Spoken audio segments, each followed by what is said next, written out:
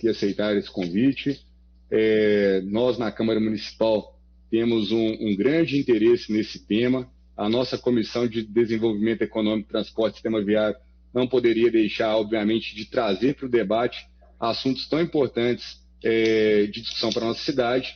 E, obviamente, a mobilidade é um tema central, é um tema que, inclusive, devido a todo o desenrolar político de outras ações da Câmara, como a própria CPI da BH-Trans, né, a Comissão Especial de Restauração da BH-Trans também, que começou no início deste ano, nós temos aí um trabalho que está sendo desenvolvido, capitaneado pela Prefeitura, de repactuação do contrato das empresas de ônibus e revisão tarifária. Enfim, são muitos assuntos que estão acontecendo paralelamente, mas a gente precisa de dar um enfoque maior da percepção das pessoas que estão ali no dia a dia técnico, que tem uma percepção mais aprofundada sobre determinados itens, e é por isso que a gente está organizando uma sequência de audiências públicas que vão tratar desses assuntos ao longo dos próximos meses. Então, agradeço a presença de cada um de vocês. O nosso objetivo hoje aqui é da gente dar um espaço um pouco maior de fala para cada um de vocês, para a gente falar justamente desses 3 pontos que são pontos muito importantes dentro de um sistema de transportes. O primeiro deles é a questão da bilhetagem eletrônica. A discussão hoje é como que essa bilhetagem deveria funcionar, se ela tem como funcionar separada ou não, como que ela integra com as tecnologias, a forma do usuário de pagar pelo transporte, a questão da própria gestão dos recursos, né? Enfim, existem experiências diversas. Eu gostaria, obviamente, de abrir a palavra aqui para vocês, que são especialistas do ramo, falar sobre esse tema.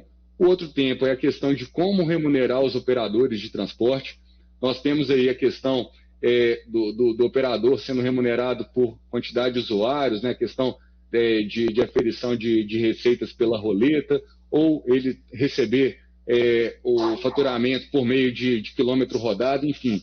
Esses pontos são pontos de discussão. E, obviamente, a tecnologia sempre tenta entrar nesse contexto, facilitando e conectando a viabilização dessas formas de arranjar o transporte público como um todo. Então, nós vamos dividir essa audiência pública da seguinte forma.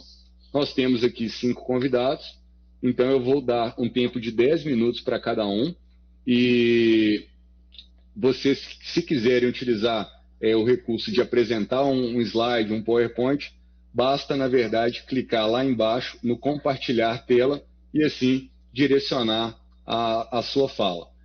Sobrando tempo, porque a gente tem que terminar antes das 15 horas, nós podemos abrir o espaço para perguntas e respostas, tanto para os vereadores presentes, como também para outras pessoas que estejam participando conosco dessa audiência pública.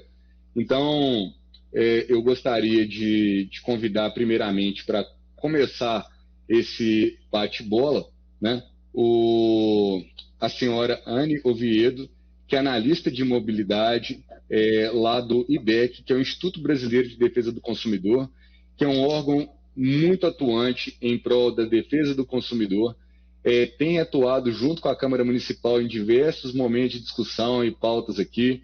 Faço referência aqui ao Rafael Calabria, que tem participado várias vezes conosco, mas eu sei que a Anne também faz parte da equipe, então saúdo aqui toda a equipe do IDEC pelo brilhante trabalho que vem desenvolvendo. Então, Anne, eu passo a palavra para você, seja super bem-vinda e fique à vontade, então, já que você tem aí toda essa experiência aí, observando mobilidade urbana no país inteiro, não é isso mesmo? É isso. Olá, boa tarde. O meu nome é Ani. Eu, primeiramente, gostaria muito de agradecer o convite feito pelo vereador Brauli por essa comissão. A gente tem acompanhado pelo IDEC, né, todas essas questões de mobilidade. O IDEC atua por programas. A gente trabalha com saúde, com energia, com telecom, com sistema financeiro, e a gente com alimentação e com mobilidade, visto que o Código de Defesa do Consumidor prevê que o usuário de transporte coletivo é tutelado por ele, né? E então a gente tem acompanhado os trabalhos da Câmara aqui de Belo Horizonte. A gente enviou, inclusive, logo no dia da aprovação do PL 160 de extinção da BH Trans, uma carta aos vereadores desta Câmara e também à Prefeitura com algumas indicações do que a gente entende que é importante ser feito, da nossa avaliação do PL, sugestão de emendas. Então, é com muito prazer que a gente está aqui, a gente está muito feliz de poder contribuir com as discussões, especialmente porque é nosso entendimento de que BH está avançando no debate na linha de frente, né? Uma ponta de lança mesmo em relação a debates em outras cidades, assim, que não estão tão avançados, né? E, então, bom, a gente tem esses três temas da bilhetagem, da remuneração e da tecnologia. E, então, eu vou começar tratando dos primeiros dois, porque eu acho que eles são muito conectados. A leitura do IDEC hoje, ela é basicamente a seguinte. A gente tem um modelo no Brasil de transporte financiado exclusivamente ou quase exclusivamente pela tarifa paga pelo usuário. Então, não há subsídio, não há outras formas de manutenção do sistema, né, que não a própria receita tarifária. E o operador, né, as empresas concessionárias, elas são remuneradas por essa tarifa diretamente. Em algumas outras cidades, indiretamente, mas, em geral, o modelo da arrecadação é direta. Então, as próprias operadoras recolhem a tarifa e dividem, né, os valores arrecadados entre si. Então, o que a gente tem hoje é uma situação em que o poder público ele tem controle sobre o número de passageiros, de usuários, normalmente via espelhamento dos sistemas de bilhetagem eletrônica e controle, mas não exatamente sobre as entradas, né, dos sistemas. Com a pandemia de Covid-19, a gente tem visto um colapso generalizado dos sistemas de transporte. O IDEC fez um levantamento das greves e interrupções de contrato e a situação é muito grave. A gente tem cidades inteiras que ficaram sem transporte coletivo porque as empresas operadoras pararam de operar. E a gente tem uma série de problemas porque a queda de passageiros foi muito drástica. E então a gente está vendo uma situação muito difícil. E, inclusive, a gente também fez um levantamento sobre CPIs. A de Belo Horizonte é longe de ser a única. A gente tem hoje em andamento CPIs em 2 capitais, Belo Horizonte e Teresina. E a gente tem mais 13 CPIs em andamentos nesse momento sobre o tema do transporte no período da pandemia. Então, o que a gente está vendo é que há um problema grave e há um anseio por tentar resolver esse problema. Então, a gente está vendo câmaras de vereadores que procuram responder a essa demanda, porque a população se encontra numa situação de puro, né, de dificuldade, assim, como a gente viu nesse requerimento antes, por exemplo, sobre a questão de um sistema de transporte noturno, é porque, de fato, a gente está com uma dificuldade muito grande em termos do transporte que é oferecido, né? Houve uma redução muito grande de linhas, de frequência, tudo mais, e isso gera toda uma série de dificuldades de acesso mesmo à cidade e tudo mais, e a gente se aproxima o final do ano, que é o período de reajuste, a gente está num momento de crise econômica, mas de inflação elevada, então isso vai gerar uma série de dificuldades para as prefeituras, então a gente está atuando no sentido de tanto tentar resolver esses problemas emergencialmente, inclusive o PL 3364, que era de auxílio, que foi vetado pela Presidência da República, era muito importante para o setor, né, porque permitiria um momento de respiro, assim, mas também a gente está tentando procurar discutir resoluções estruturais, no sentido de que a gente está vendo que esse modelo ele está em esgotamento, ele chegou mais rápido a esse ponto de insustentabilidade por conta da pandemia, mas ele já estava em crise antes, né? A gente tem uma situação de queda generalizada de passageiros em todas as cidades e tudo mais, e vários outros problemas, né? A gente teve no Rio a Operação Ponto Final, que prendeu empresários do ramo, a gente teve levantamento de irregularidades em outras CPIs, inclusive a da cidade de Belo Horizonte, enfim, uma multiplicidade de questões. Então, o que a gente vai discutir aqui agora é no sentido de que a gente pode trazer mudanças estruturais para que o problema caminhe em direção a uma solução. Então, sobre a bilhetagem e a remuneração, o que a gente tem discutido, né, e estudado dentro do IDEC é um pouco o seguinte: o modelo de remuneração hoje, que é por passageiro transportado, ou seja, por tarifa, em Belo Horizonte esse modelo existe desde 2008 e ele gera uma situação de precarização do serviço, porque para o operador compensa reduzir a frequência, o número de linhas e ter mais gente dentro do mesmo veículo, porque isso amplia a sua margem de lucro. É óbvio que a queda de passageiros gera uma pressão ainda maior sobre os passageiros que estão no sistema, porque a diminuição de passageiros requer um aumento de tarifa para poder manter, né, o equilíbrio econômico-financeiro dos contratos. Então, a gente vê aumentos que são cada vez maiores percentualmente e uma redução do serviço, né, e com perdas em qualidade, assim, que é muito grave, porque o que a gente tem, então, é que as pessoas ou migram, se elas podem, para outros modais, tipo carro e moto, ou não se locomovem e perdem acesso à cidade e a outros direitos, porque a mobilidade ela cumpre essa função, né, de ser garantidora e viabilizadora de outros direitos sociais. E, inclusive, o direito ao trabalho, né? Assim, a gente sabe que o fato de que uma empresa pequena gasta muito dinheiro com vale transporte, então ela vai tentar contratar um funcionário que gasta menos vale transporte, o que aprofunda, né, as desigualdades urbanas. Então, a gente vê que esse modelo de remuneração hoje, ele cria esses problemas. Então, a nossa reflexão hoje é sobre um modelo de remuneração que seja por serviço prestado. No sentido de que a prefeitura estabelece um serviço e remunera as empresas a partir desse serviço. E a outra coisa muito importante nesse sentido é que a remuneração não seja por custo incorrido, e sim que seja um custo anteriormente estabelecido, porque o problema do custo incorrido hoje é de que a gente continua naquela lógica de, entre aspas, caixa preta, porque as empresas operadoras são né, entidades do direito privado, então a prefeitura não tem acesso ao tipo de contabilidade, etc., que elas, né, interna. Então, o custo incorrido, ele gera uma demanda de fiscalização muito alta e ele já gerou dificuldades para as prefeituras antes, né? Quando o modelo era de custo planilhado, antes de 2008, ele era um custo incorrido, então você tinha um problema de fiscalização muito grande. Então, é muito importante que se caminhe de um modelo totalmente concessionário para um modelo mais próximo de uma ideia de contratação, em que a prefeitura diz, eu tenho esse serviço, eu garanto a manutenção do serviço, a execução das linhas, a manutenção do sistema, e eu contrato empresas que vão executar esse serviço. Porque dessa forma a prefeitura já tem um piso de preço, é mais difícil de estar sujeito a fraudes, e a prefeitura pagando pelo serviço, pelo quilômetro produzido, digamos assim, incentiva a qualidade. Essa é uma preocupação muito grande dentro do IDEC, da perspectiva do usuário, que é que o sistema seja focado em qualidade. Hoje, os aumentos tarifários são desconexos da qualidade, né, no sentido de que os índices de qualidade não incidem sobre o reajuste tarifário. Então, a perda de qualidade impacta o usuário, mas isso não impacta a tarifa, no sentido de que uma redução do sistema não quer dizer uma tarifa menor. Na verdade, o contrário, porque há redução de passageiros, né? Então, hoje, o que a gente defende em termos de remuneração são essas questões, numa lógica de que aumenta-se o controle do poder público sobre as receitas e sobre a arrecadação, estabelece-se uma centralidade da qualidade como o centro, né, o sistema se organiza em torno desse parâmetro, e com isso a gente entra na questão da bilhetagem.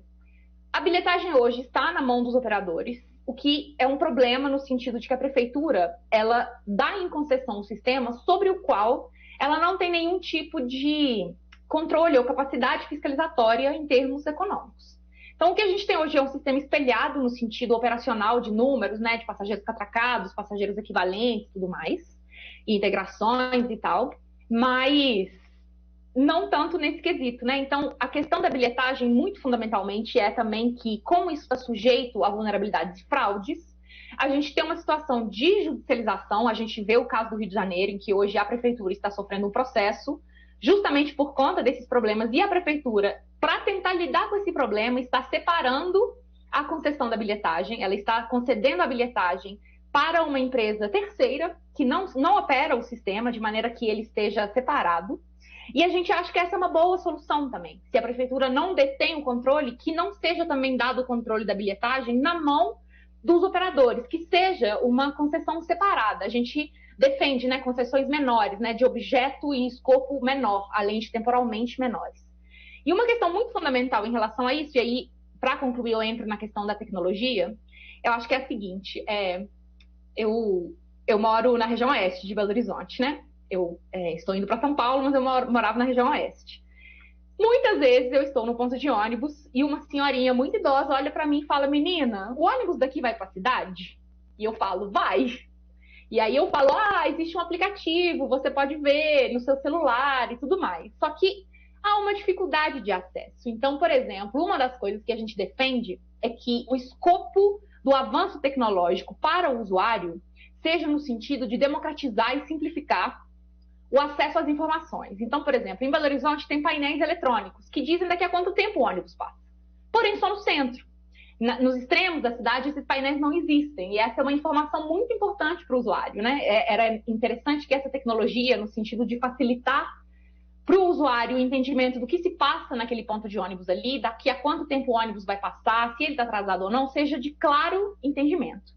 Então, essa é uma das coisas que a gente defende. E a outra é que, como a bilhetagem eletrônica permite esse tipo de controle, é do interesse da prefeitura que as pessoas utilizem esse serviço. Então, é muito importante que se expanda a tecnologia de forma que recarregar o cartão de ônibus seja possível de ser feito como é a recarga de celular. Então, em banca de jornal, em padaria, de fácil acesso, hoje a gente tem pontos que são localizados no centro, então a pessoa tem que se deslocar até eles para poder recarregar o cartão. Em geral, tem que ser feito um processo em dinheiro, então o sistema por cartão é muito...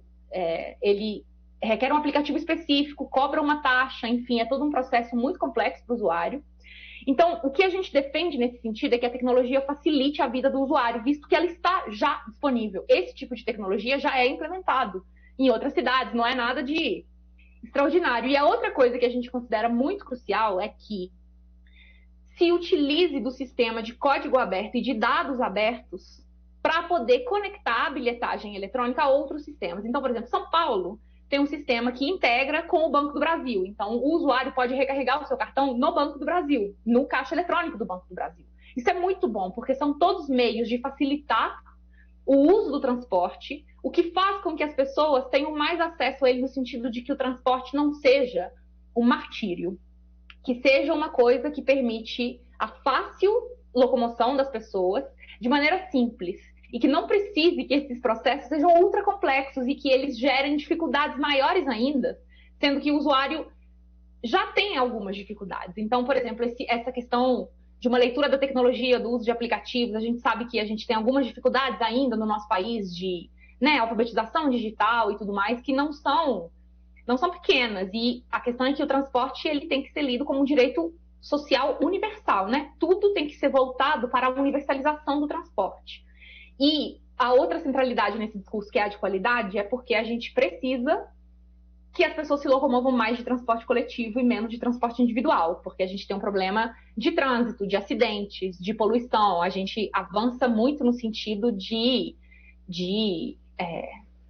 enfim, problemas urbanos de graves dimensões, assim, que o transporte coletivo pode contribuir para resolver. Então, esses são os 3 indicativos que a gente tem, né, de uma bilhetagem eletrônica integrada de código e dados abertos, de uma remuneração que seja pensada por custo, mas não por custo incorrido, que que vá em direção ao modelo de contratação, e que a tecnologia seja centrada na universalização do acesso ao transporte, a tudo que se precisa para poder se locomover dentro da cidade. Tudo isso dentro do guarda-chuva de que o transporte ele está no artigo 6º, né, da nossa Constituição. Ele é um direito social que precisa ser garantido. E como ele é um garantidor de outros direitos sociais, ele democratiza, né, o acesso às cidades e as possibilidades que a cidade tem, tanto em termos de lazer, de trabalho, de educação e de saúde. Então, esses são as nossas contribuições iniciais para esse debate. Obrigada. Anne, né, na verdade. Anne, muito obrigado pela sua contribuição. Acho que tocou em pontos que são muito pertinentes e, mais uma vez, eu agradeço o seu trabalho, o trabalho do IDEC, que está sempre somando aí nesse debate sobre a mobilidade urbana, né? Então, é fundamental isso. Muito obrigado pela participação. Eu vou passar, então, agora a palavra para o senhor Luiz Wagner Balieiro, que já é uma pessoa muito experiente também, atua como na área de consultoria de transportes, mas já teve passando também por diversos órgãos públicos vinculados à mobilidade. Então, senhor Luiz, o senhor está nos ouvindo? Seja bem-vindo. A gente queria fazer uma inversão, se você permitir. Pode ser? Pode ser. Quem está falando? Renata. Isso. A Renata, claro. Que aí eu começo e depois ele vem. Então, você, o Gustavo e depois o senhor Luiz? Não, o Luiz Wagner pode entrar logo depois de mim. Ah, então tá. Tá Então, bom? vamos inverter, então. Renata Machado, que é urbanista e coordenadora técnica da empresa Plano, também consultora na área de transportes urbanos. A Renata também tem como contribuir bastante para o nosso debate. Então, Renata, pode abrir sua câmera e fique à vontade. Está aberta, vocês não estão me vendo aí, não? Agora sim. Bom, boa Ótimo. tarde a todos, obrigada pela oportunidade, é um assunto que me encanta, são 16 anos trabalhando na área, acho que a gente pode tentar contribuir. E aí eu queria aproveitar, já que eu vim logo depois da ANI, não foi à toa, que ela falando como transporte, como um direito do consumidor, e a primeira coisa que eu queria dizer é que a emenda constitucional de 90 de 2015 começou colocando o transporte como um direito social, e isso na teoria, poderia ter trazido muito benefício, mas a gente pouco viu isso se refletir em atitudes e práticas concretas. As coisas acabam ficando um pouco amarradas. E aí, dentro disso, eu queria falar sobre alguns pontos. O primeiro ponto deles antes de entrar na questão tarifária, e que eu queria contribuir em relação aos contratos, é que a gente normalmente, como o sistema de transporte demanda alguns investimentos bastante altos, é meio que natural e acaba que esses contratos sejam de longo prazo. Porque até que você faça um estudo de viabilidade e veja quanto esse negócio vai se pagar, se passam muitos anos. Só que nós estamos num mundo muito mutante e as mudanças estão acontecendo cada vez mais rápidas. Era impossível de se imaginar, por exemplo, há 10 anos atrás, o que o Uber faria com o sistema de transporte, o que seriam as novas necessidades das pessoas, o que elas iam demandar. Então, o primeiro ponto que eu queria dizer era isso, assim, tudo bem que se tenham contratos longos, mas jamais se ter contratos rígidos. Há de se ter contratos que permitam uma certa adaptabilidade à situação que se põe naquele momento. Por exemplo, vou dar um exemplo de sistema de bilhetagem.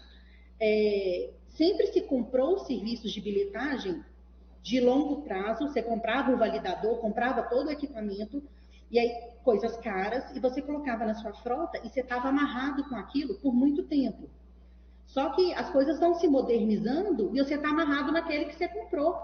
Então, hoje em dia, falar em serviços de bilhetagem faz muito mais sentido do que falar em aparelhos e infraestrutura de bilhetagem. Aí eu vou para o segundo ponto. E aí, vinculado bem à questão de enxergar o transporte como um serviço social. O Plano Nacional de Mobilidade Urbana trouxe a definição e a possibilidade da gente diferenciar a tarifa de remuneração. E eu acho que aí está o grande ponto, a grande chave para que se possa promover mudanças reais e efetivas nos sistemas de transporte. Hoje em dia, a gente define tarifa com base em custo e dividindo num rateio pelas pessoas pagantes. Isso aí traz um monte de efeito colateral, inclusive de você sobrecarregar justamente aquele passageiro que a gente diz que é cativo, é aquele que não tem outra opção. Ele precisa do transporte coletivo para ir à igreja, para ir na escola, para ir no médico, para visitar a mãe, para ir no clube, para qualquer atividade que ele vai fazer. E ele acaba sobrecarregado e pagando uma tarifa maior, porque sobre ele estão caindo uma série de rateios de gratuidade, por exemplo, ou um rateio de um custo que é cada vez maior. E na realidade, na hora que a empresa, qualquer empresa, em qualquer cidade, faz uma proposta de tarifa, de planilha tarifária, em que ela está considerando custos e esse rateio pelo número de passageiros, essa definição do sim ou do não para aquela tarifa acaba sendo política. Porque a gente vê que no ano de eleição municipal a gente não tem tanto aumento assim, porque não é interessante no final do ano ou antes da eleição a gente dá um aumento. Então, isso tem uma carga política muito forte. A partir do momento em que você desvincula receita e tarifa, você já abriu essa possibilidade. Quando a gente diz em remuneração, nós estamos falando de perguntar para a empresa assim, quanto você me cobra para me fornecer tantas viagens por mês, com o seguinte quadro de horário, usando uma frota de tantos veículos, percorrendo tantos quilômetros. Eu cobro 100, 200, 300, não importa, uma negociação, quanto você cobra. E a partir daí, você tirou dos ombros da empresa qualquer questão de especificação, de lamentar, de chorar, porque o preço está acordado. É uma negociação comercial.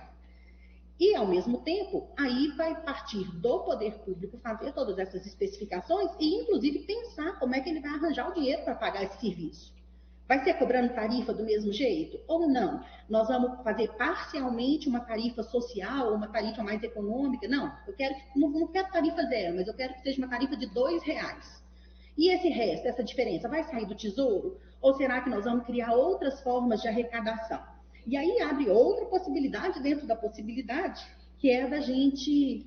Normalmente, quando se fala em receita extra tarifária no Brasil, a primeira coisa que vem à cabeça é mídia e marketing. Mídia e marketing, mídia e marketing. E aí falta coragem de tomar uma série de outras decisões que talvez sejam impopulares, como, por exemplo, cobrar do usuário do carro, que causa congestionamento, que atrasa o ônibus e exige mais frota empenhada, o custo por aquela decisão. O custo de causar o congestionamento, isso aí nunca é botado na mesa e é discutido de forma séria.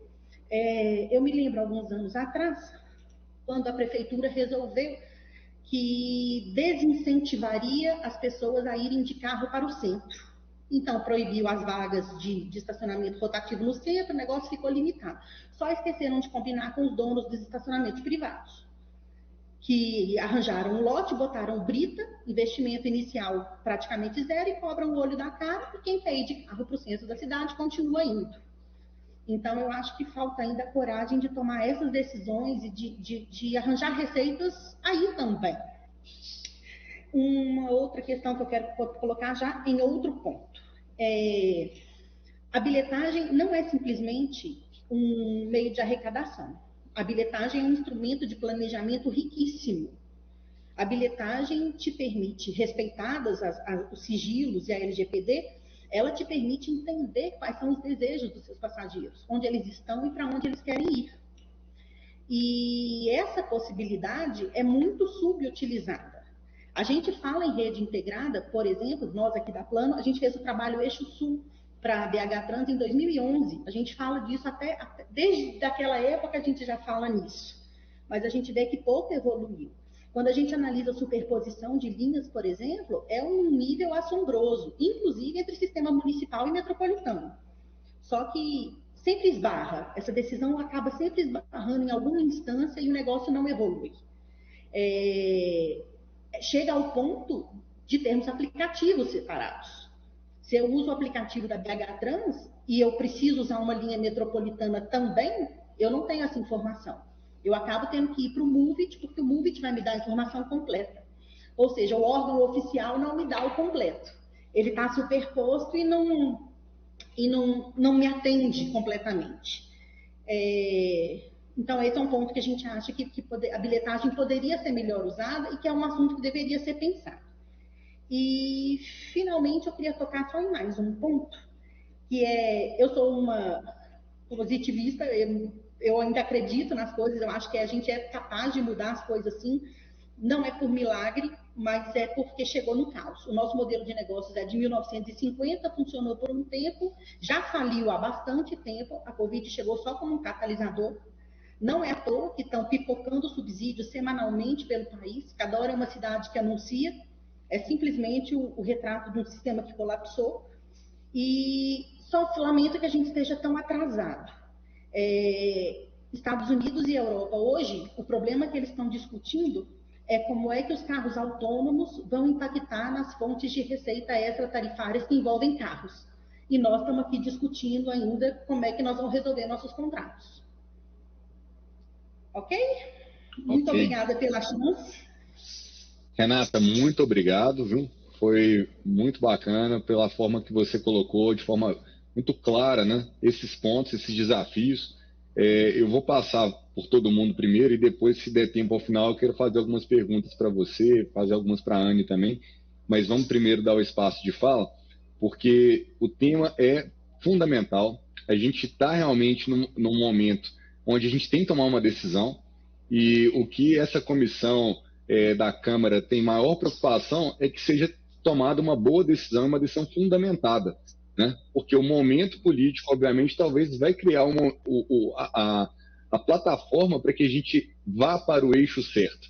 Se a gente conseguir fazer isso agora, né, a gente vai colher bons frutos num curto espaço de tempo. mas se a gente não fizer nada, é o pior dos mundos. Exatamente. Então, quando está todo mundo insatisfeito, ou decreta falência e deixa as coisas ruírem, ou se senta numa mesa e negocia melhores caminhos.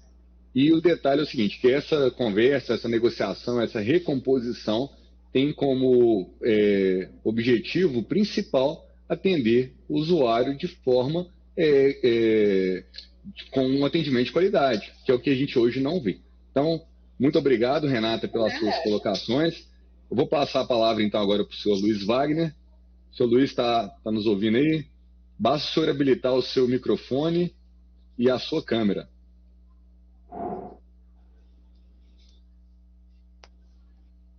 Tá ok? Deixa eu ver se eu estou te vendo. Tá okay. Luiz, vai falando. A gente está te ouvindo, mas não estamos te vendo. Só falta habilitar a câmera. Eu estava conseguindo ver. Eu estou conseguindo ver ele. Você está vendo ele? Então, peraí.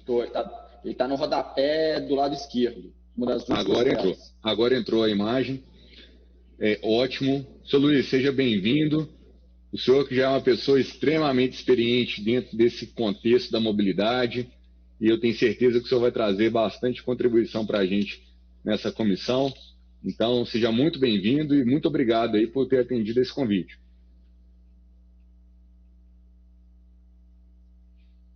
Espera aí que agora eu não estou te ouvindo. Estou te vendo e não estou te ouvindo. Som, teste.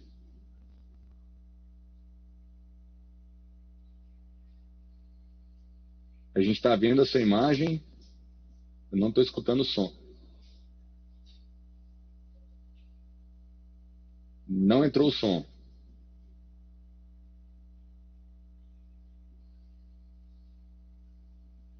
Alô, teste, som.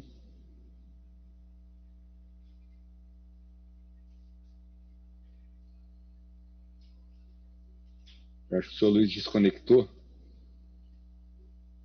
Dá só um momentinho aqui para ele voltar para a reunião. Ele está vindo para o meu computador. Como o meu áudio funcionou, ele fala daqui. Ah, então ótimo, Renato. Tá bom? Alô? Estamos ouvindo? Vem que aqui não está funcionando para você.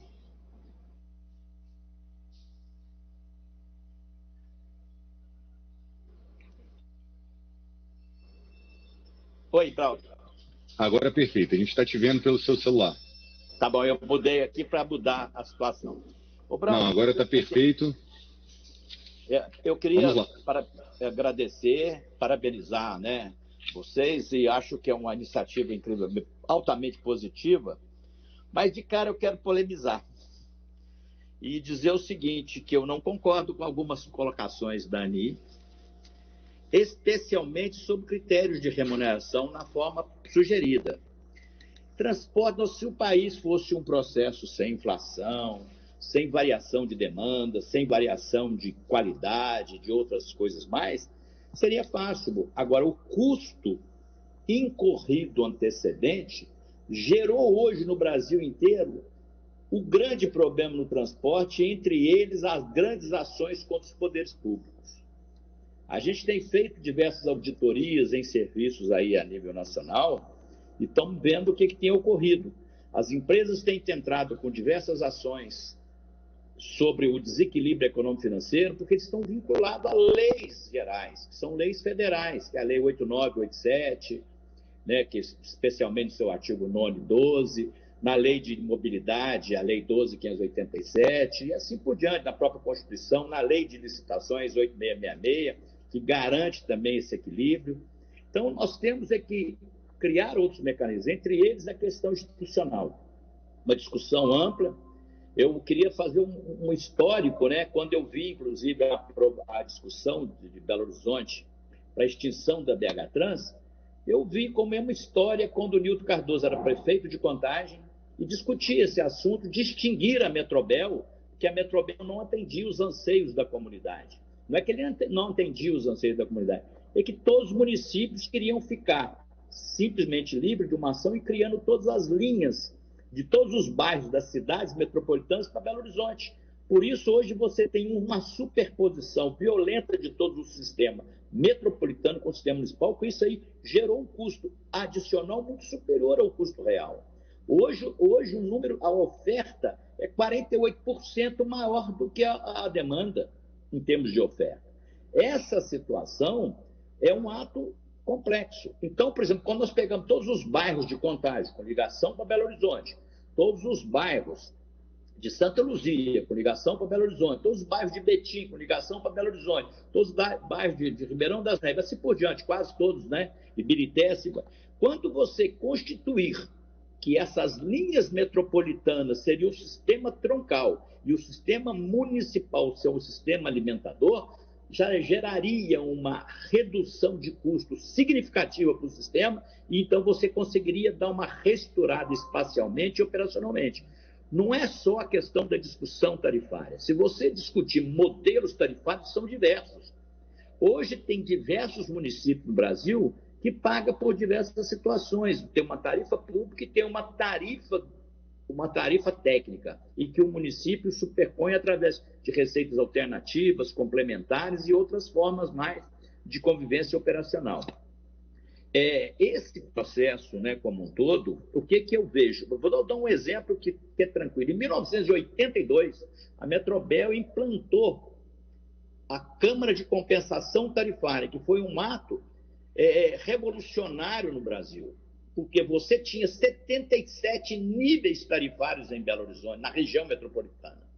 Na época, tinha 13 municípios, né, envolvidos nessa região metropolitana, e imagina a loucura se fosse mantido. Então, você tinha um processo todo com a inflação alta, uma tarifa alta para venda nova, e quando se constituiu o nível tarifário de todas as tarifas próximas, e que as linhas de maior rentabilidade supriria e criaria uma tarifa de equilíbrio para o sistema com a compensação, houve, sim, uma grande restauração, que foi a restauração de 82, que implantou diversos serviços diametrais, tentando criar as estruturas municipais, as diametralização regionais, assim por diante. Então, o que eu vejo como um processo desse? Esse foi em 82. Então, o sistema de Câmara utilizou até 88, quer dizer, depois houveram diversas outras alterações de concepção, porque a Câmara começou a ter prejuízo, a receita era inferior ao custo, então o órgão público passou a ter, a tarifa técnica era inferior à tarifa, né, praticada, e a tarifa técnica era superior, né, à tarifa praticada. Isso criou outros grandes problemas. E a Renata já falou sobre aí a questão da bilhetagem, e depois o Gustavo vai falar de algumas tecnologias, que o controle hoje é muito mais amplo do que a gente imagina. Eu só vejo algumas outras coisas importantes. Se não discutir, de novo, o sistema metropolitano envolvido com cada sistema municipal, para tentar criar esse ato de convivência e de racionalização, o sistema vai continuar sendo esse problema. A gente chama até que o sistema metropolitano, e muitas vezes, ele é pirueiro do sistema municipal, porque ele contrapõe e superpõe a maioria das linhas municipais. Então, muitas vezes, ele não utiliza o sistema municipal porque não existe essa característica do processo como um todo, né? Então, a gente vê hoje alguns modelos tarifários, alguma compensação, alguma estrutura que não tem como você fugir. Eu vi também uma discussão muito grande que o edital que foi feito, não é possível você alterar a gerência e a forma operacional. Muito pelo contrário. É claro que sim. As leis são claras. Se pegar o artigo 6º da Lei 8987, ele fala exatamente da modernidade e atualidade como um ato obrigatório do poder público. Se o poder público tem o poder de restaurar, de estruturar, de acordo com os interesses da coletividade. Então, eu posso mexer no sistema a hora que ele achar conveniente. Olha, depois que licitou o sistema de Belo Horizonte, implantou o BRT. Ele não tinha nada a ver com a licitação antecedente e não teve problema. Então, esses caminhos, eu não vejo uma discussão falando que não pode. Claro que pode. Você implantar, inclusive, na própria lei, fala da atualidade. A atualidade são tecnologias que você pode implementar em todos os sistemas. Entre essas Isso eu estou falando só do artigo 6º da 8987. Se você for no 14 da Lei de Mobilidade, ele é muito mais incisivo. Inclusive, dá para o município essas exigências de atualização, de modernização, de ampliação, de definição de serviços. Todo transporte, quando você fecha, tem um artigo 5º da 8987, que você é obrigado a fazer um estudo econômico para ver a viabilidade do investimento, em que tempo ele vai retornar esse seu investimento. Então, muitas vezes, quando você cria um modelo, pode ser que o contrato de Belo Horizonte de 35 anos ele é longo, mas ele tem que ter parâmetros de alteração ao longo desse contrato. Isso não significa, você pode fazer por diversas outras formas, né? Não sei, estou levando qualquer tempo. O prazo, ele é da lei. Inclusive, se você não justificar o prazo do contrato, o Tribunal de Contas, hoje, ele veda a discussão do prazo que você colocou. O prazo não pode ser aleatório de um contrato. Então, todos esses caminhos, eu acho que é possível ser discutido. O modelo, a estrutura, as novas tecnologias, não tem como fugir mais. O sistema como um todo perdeu, tem cidade que perdeu mais de 40% da demanda. Então, isso criou um aspecto ruim, porque você tem um edital amarrado, fechado, e eles acham que isso aí é vinculado ao ato do edital. Não é. A lei me permite fazer a restauração, inclusive com aditivo contratual de necessidade de reorganização, de restauração do sistema.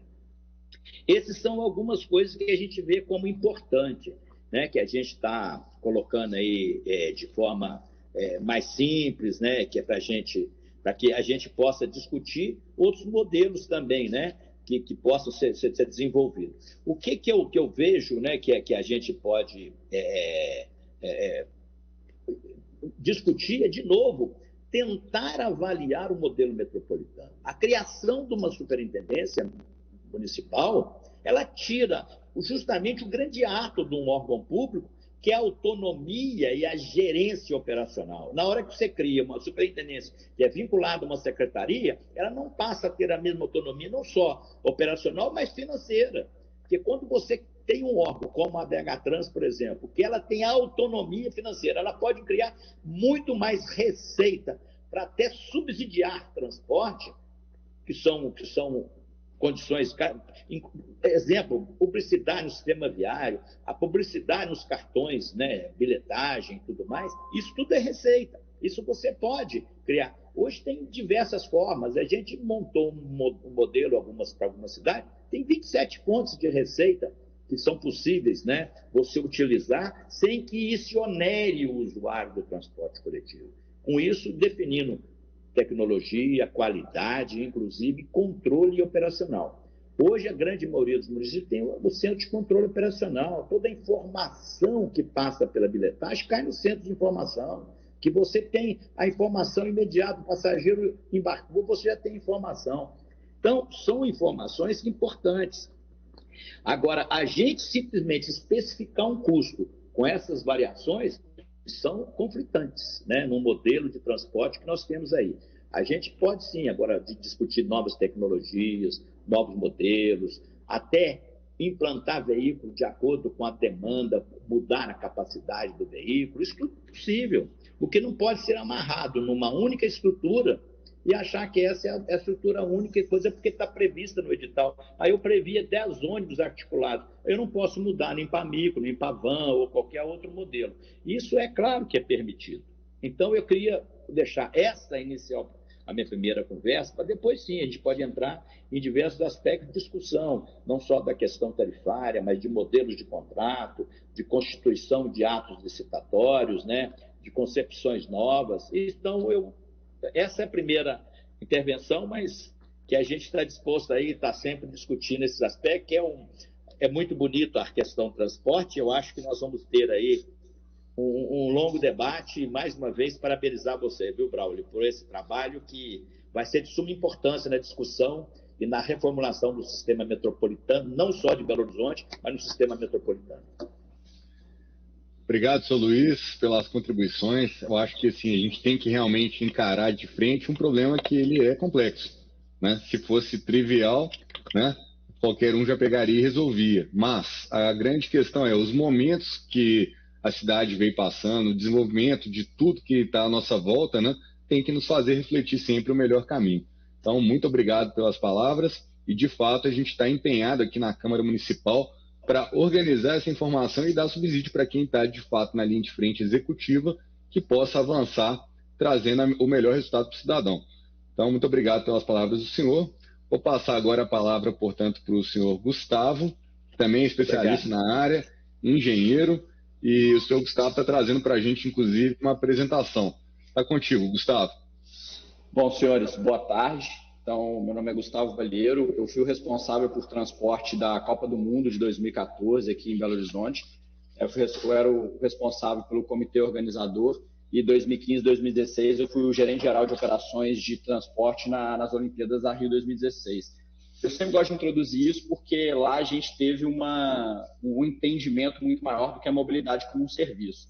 Hoje muita gente fala de mobilidade como um serviço, de uma plataforma que seria o ponto final de como a gente chegaria nesse consumo da mobilidade, como a Renata colocou, a Anne colocou, e até parabéns para o IDEC.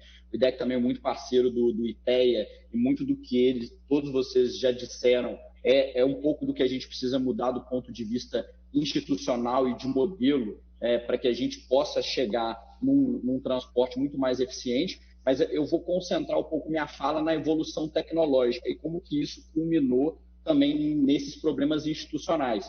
E aí, eu acho que eu vou já antecipar a conclusão, porque normalmente as pessoas, quando vão contar uma história, elas gostam de achar um inimigo em comum.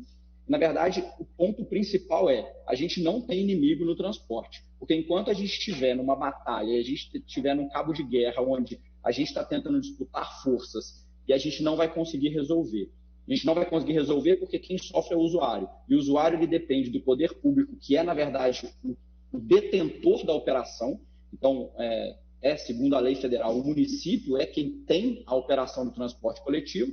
E, na verdade, o que a gente chama hoje de operadores, os concessionários, eles nada mais são do que um ente privado que operam sob um contrato de concessão. Então, essa questão institucional, ela veio evoluindo de acordo com várias medidas que foram sendo tomadas no decorrer do tempo.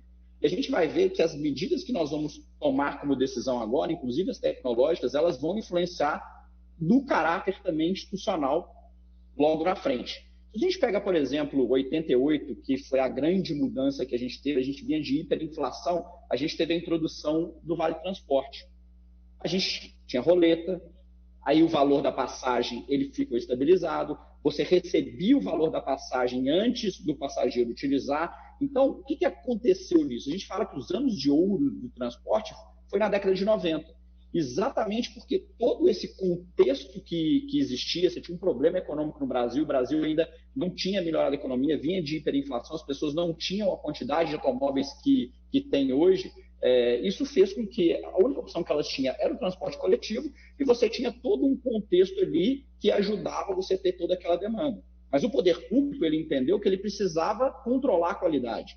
E controlar essa qualidade precisava controlar a quantidade de passageiros para que você não tivesse os ônibus todos lotados, que você conseguisse controlar que as viagens fossem executadas.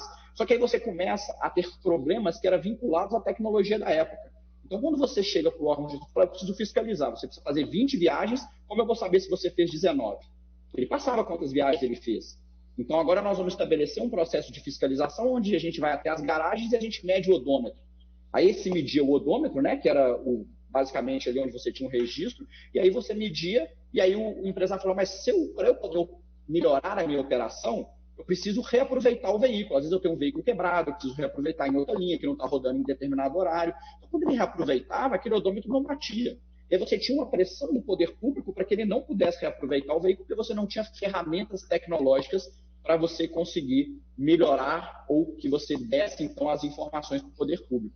Isso nós estamos falando, se arrastando da década de 90 até os inícios de 2000. Porque você tem um processo de grande incentivo dos automóveis, então com incentivo de IPI, você teve toda uma questão de melhora da economia, onde as pessoas, você tem um grande boom da compra de automóveis, compra de motocicletas, e a gente viu então esse crescimento vertiginoso de frota, muito em função da qualidade do nosso transporte coletivo. E a qualidade do nosso transporte coletivo estava pautado muito em questão também desse modelo. Como é um modelo de custo, a nossa tarifa está sempre baseada no custo, eu não tenho nenhum incentivo de diminuir esse custo. E quando a gente está falando exatamente dessas tecnologias e dessas possibilidades, quando a gente chega na digitalização, na grande explosão e mudança do mercado, que foi 2013, se a gente pegar essa foto, 2005, a posse do Papa Francisco, e aí a gente tem 2013, é exatamente a próxima posse, Bento XVI, 2005, e o Papa Francisco em 2013. A gente vê que essa hiperdigitalização, ela proporcionou diversas facilidades. Só que essas facilidades vieram também com grandes mudanças. Se a gente pegar, e aí aqui eu não vou tentar nem um pouco ser polido, a gente tinha diversos problemas institucionais, de evasão mesmo, ou questões tributárias, de questões de demanda de passageiro. E quando você começa a introdução de bilhetagem eletrônica, de GPS, todas essas questões, elas minimizaram muito a forma como elas ocorriam. E cada vez que você introduz essas novas tecnologias, elas trazem muito eficiência e elas trazem também muito controle. Então, nós estamos falando que um grande ponto, um dos principais pontos, são a introdução das tecnologias, porque isso, por si só, já ajuda na mudança institucional do sistema. Então, se a gente pega, o Uber ele foi criado em 2009, mas ele só teve a sua explosão em 2013. Então, 2013, principalmente no Brasil, quando ele explode verdadeiramente, é em 2014. O que isso afetou na nossa demanda de transporte coletivo e como que o custo, a gente vê que a questão do custo também ela acabou sendo afetada. A evolução também tecnológica, e a gente começou a discutir, se a gente pegar a NTU, que é a Associação Nacional de Transporte Urbano, ela só foi citar as empresas de aplicativo, o seu primeiro anuário, ela tem um anuário que ela fala sobre o setor, dos problemas do setor e o que ela indica como melhorias sistêmicas. Ela só foi falar dos aplicativos em 2018. Então, a gente já tinha Uber desde 2009, nunca houve uma leitura dessa tecnologia, ele estourou no Brasil em 2013 e 2014, ele impactava diretamente nos custos e receitas do sistema, e só foi ter um parágrafo no anuário da NTU em 2018. O que eu quero dizer? Que não só os operadores, que é o ente privado, que eles são, em teoria, as pessoas que deveriam tomar as decisões da forma mais rápida possível, por ter essa capacidade, por serem privados, isso também se aplica, obviamente, ao poder público. Nós estamos falando hoje de mobilidade como um serviço, nós estamos falando hoje de serviço sob demanda, e são coisas de 2017, 2018, isso já eram situações que nem mais se discutia nos Estados Unidos, Europa e Ásia. Nós estamos falando hoje de veículo autônomo lá fora, e aqui eles falam, não, isso não vai chegar no Brasil, porque a gente tem um problema da nossa infraestrutura.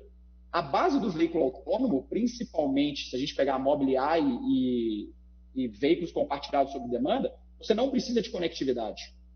Eles digitalizam a rede e eles vão passar a operar offline. Então, nem o problema que a gente teria por ser uma rede, por não ter infraestrutura de conectividade, você deixa a ter com essas tecnologias. Então, quando a gente começa a falar de tecnologia, a gente percebe que o poder público tem uma limitação muito grande, que ele precisa identificar as melhores tecnologias, fazer um grande benchmark para ver o que é possível contratar, fazer um termo de referência. Quando ele lança edital, você vai ter diversos questionamentos de diversos fornecedores. Então, quando ele lança, às vezes, essa tecnologia, ela já não é mais adequada. Então, é um desafio muito grande para o poder público para ele trazer para o seu guarda-chuva a tecnologia tal qual hoje o modelo é construído. Num modelo onde você especifica até mesmo o detalhe operacional da interoperabilidade. Então, essas questões, elas são muito importantes, porque quando a gente fala o que nós queremos por transporte, ele passa muito sobre as questões das tarifas, das receitas, se vai ser subsídio, se vai ser pago por serviço. Então, se a gente fala, por exemplo, que a tecnologia pode ser um subsídio cruzado, onde o poder público ele vai bancar essas tecnologias, então ele vai especificar e ele vai escolher essas tecnologias, a partir daí ele passa a ter todos esses dados e pode fornecer de forma aberta, obviamente vão ter outras discussões, inclusive qual vai ser esse nível de dado aberto, porque é muito vantajoso para a Uber, por exemplo, saber quais os passageiros que estão tendo um deslocamento médio de 2 km, aonde que eles estão, e aí ele vai atacar muito maior, porque no nosso sistema é exatamente esses passageiros que estavam ali dentro da Avenida do Contorno, quando a gente falava, por exemplo, na Câmara ou no passado, que bancavam o sistema com as linhas de maior distância. Então, o dado aberto, ele é muito bom, ele precisa ser executado, mas ele precisa ser dentro de uma regra e do entendimento das consequências que ele também pode gerar. A partir do momento que você faz um arcabouço de rede, onde você vai colocar todos esses players, todos esses atores para dentro dessa rede, e aí você também vai cobrar as obrigações dos autorizados, da mesma forma como você cobra dos concessionários, então você vai exigir os dados, você vai ver tudo isso numa rede integrada, e todo mundo vai ver essa rede integrada, você consegue trazer muito mais eficiência. Vou dar um dado para vocês. No Rio de Janeiro, Uber representa 5% das viagens, de todas as viagens do Rio de Janeiro. Só que 70% das viagens da Uber no Rio de Janeiro são para o sistema de transporte.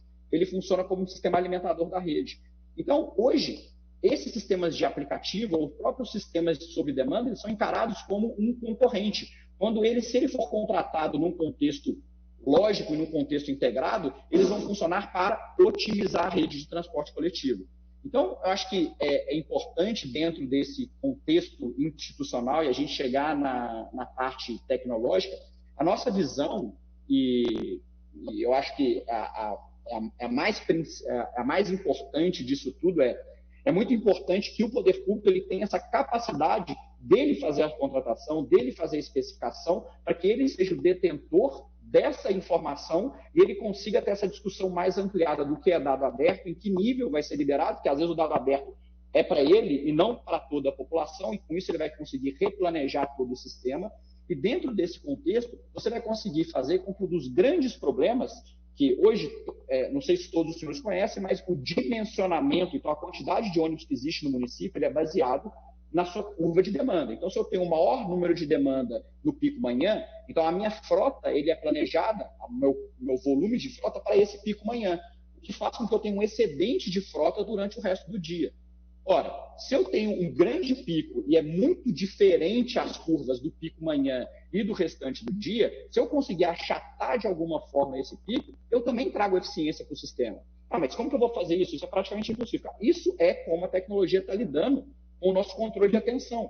Se a gente falar, por exemplo, de Netflix, o Netflix está o tempo inteiro brigando pela nossa atenção, ele está nos sugerindo filmes e séries de acordo com o nosso interesse. Por que a gente não faz isso? Então, hoje,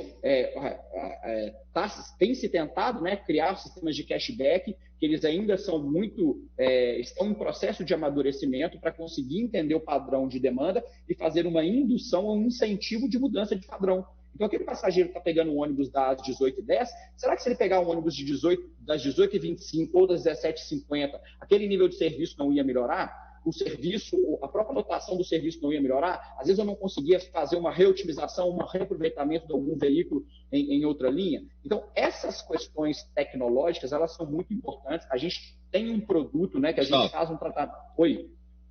Se tiver como só separar e interromper o compartilhamento da tela, se você for ficar nesse slide, só para o pessoal te ver também, porque a gente só viu o slide. É que eu entrei com outro computador, então eu estou então é por isso. Se o pessoal descer, eles vão conseguir me ver. Não, é porque é a transmissão da câmera, senão ninguém vai te ver. Mas é só se intercalar um pouquinho, só para a gente conhecer também.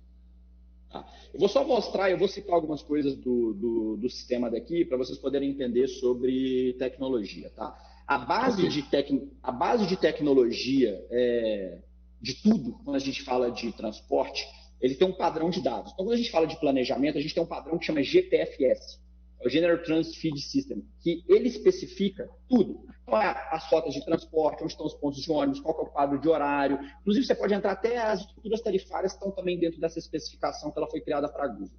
Quando você gera essa informação, você consegue alocar isso no aplicativo, no planejador de viagem. Então, você tem o BH Bus, antes você tinha o aplicativo que era da própria Tacom, você tem o aplicativo da Ótimo, você tem o Movit. Então, primeiro a gente vê isso, a ineficiência é que a gente tem vários aplicativos e cada um, que a Renata já disse, com o seu nicho. Então, o aplicativo do BH Bus não tem um sistema suplementar que é municipal.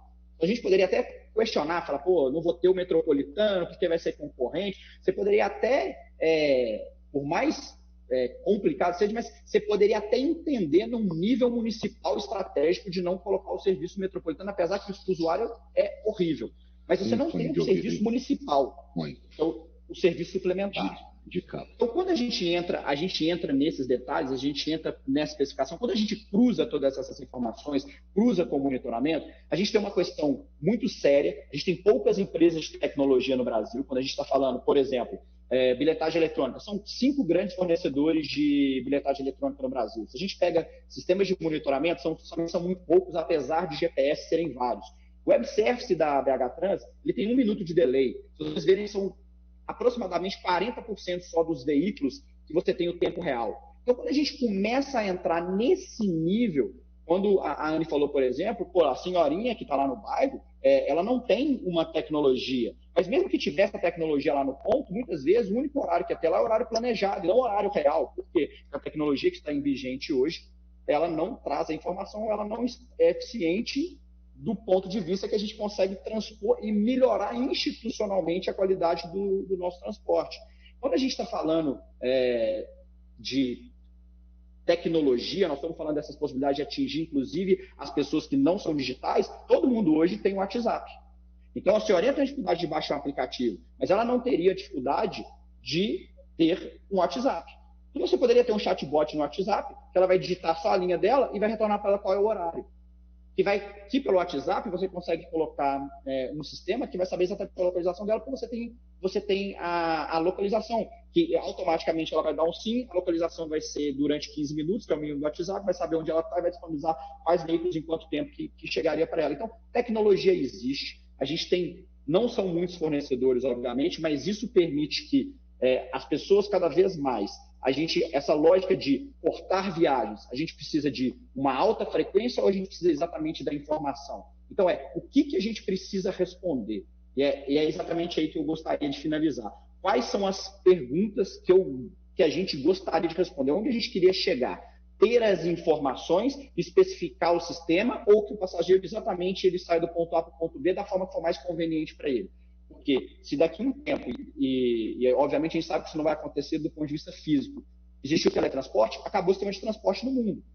Mas a gente sabe que um ponto intermediário, que são sistemas autônomos sob demanda, compartilhados, esses vão criar um impacto muito maior do que tudo isso já está sendo criado. Então, quando a gente começa a conectar essas informações que já são alteradas, o poder público ele tem essa visão, ele reespecifica o planejamento com base nisso, a gente consegue fazer com que o sistema ele melhore, seja do ponto de vista de informação, seja do ponto de vista de operação. E aí nós estamos falando que cada tecnologia encontra a sua faixa de demanda. Nós temos metrô, nós temos VLT, nós temos BRT, nós temos sistema padrão de transporte coletivo, nós temos suplementar e nós temos sistema de transporte sob demanda. A gente viu que foi realizado um teste lá em São Gabriel e o teste foi dito que ele foi um fracasso, porque não deu passageiro. Mas um teste de transporte sob demanda, ele não é para trazer passageiro, é para testar a tecnologia, porque se a tecnologia funciona, você vai escopar ele para que ele funcione dentro de uma área específica para conseguir fazer um atendimento que seja ou alimentador, ou complementar, ou concorrente. Concorrente a quê? Aos aplicativos de transporte coletivo, porque se ele está integrado à rede, ele está dentro desse contexto. Quando a gente está falando de tecnologia, antes da gente falar de escopar, vai ser bilhetagem eletrônica, vai ser Tacom, vai ser Prodata, vai ser Transdata, vai ser Empresa 1, você vai pagar por QR Code, pagar por Pix, você vai poder ter um cartão que vai adicionar quantidade, o crédito no cartão, nós temos que falar o que nós queremos responder. E aí sabendo o que a gente quer responder e aonde a gente quer chegar, aí sim nós vamos escolher a tecnologia adequada e todos os serviços que a gente pode ofertar com isso. E aí sim, eu acho que a população vai conseguir de forma muito mais rápida ter essa percepção e melhora de qualidade. Então, acho que essa é a mensagem que eu queria deixar para vocês. Muito obrigado, Gustavo, pelas suas colocações. Eu acho que a gente vai precisar de marcar outras audiências públicas aqui para evoluirmos nesses assuntos. Eu acho que todos que falaram até agora, todos são muito capacitados dentro do tema e a gente precisa realmente de aprofundar. Eu falo que transporte é um assunto de altíssima complexidade, né? Diga-se de passagem que na própria ciência da computação, né, que é a área que eu me formei, você tem as disciplinas de pesquisa operacional, otimização combinatória, fluxos em redes, teoria dos gráficos, isso tudo são áreas que envolvem processamento, envolvem uma série de desafios para o próprio computador, para a própria computação em si, que dirá, na verdade, os big data, todas as informações sendo concentradas para você extrair informação útil para a tomada de melhores decisões, eficiência de sistema, melhoria de qualidade de processos, enfim.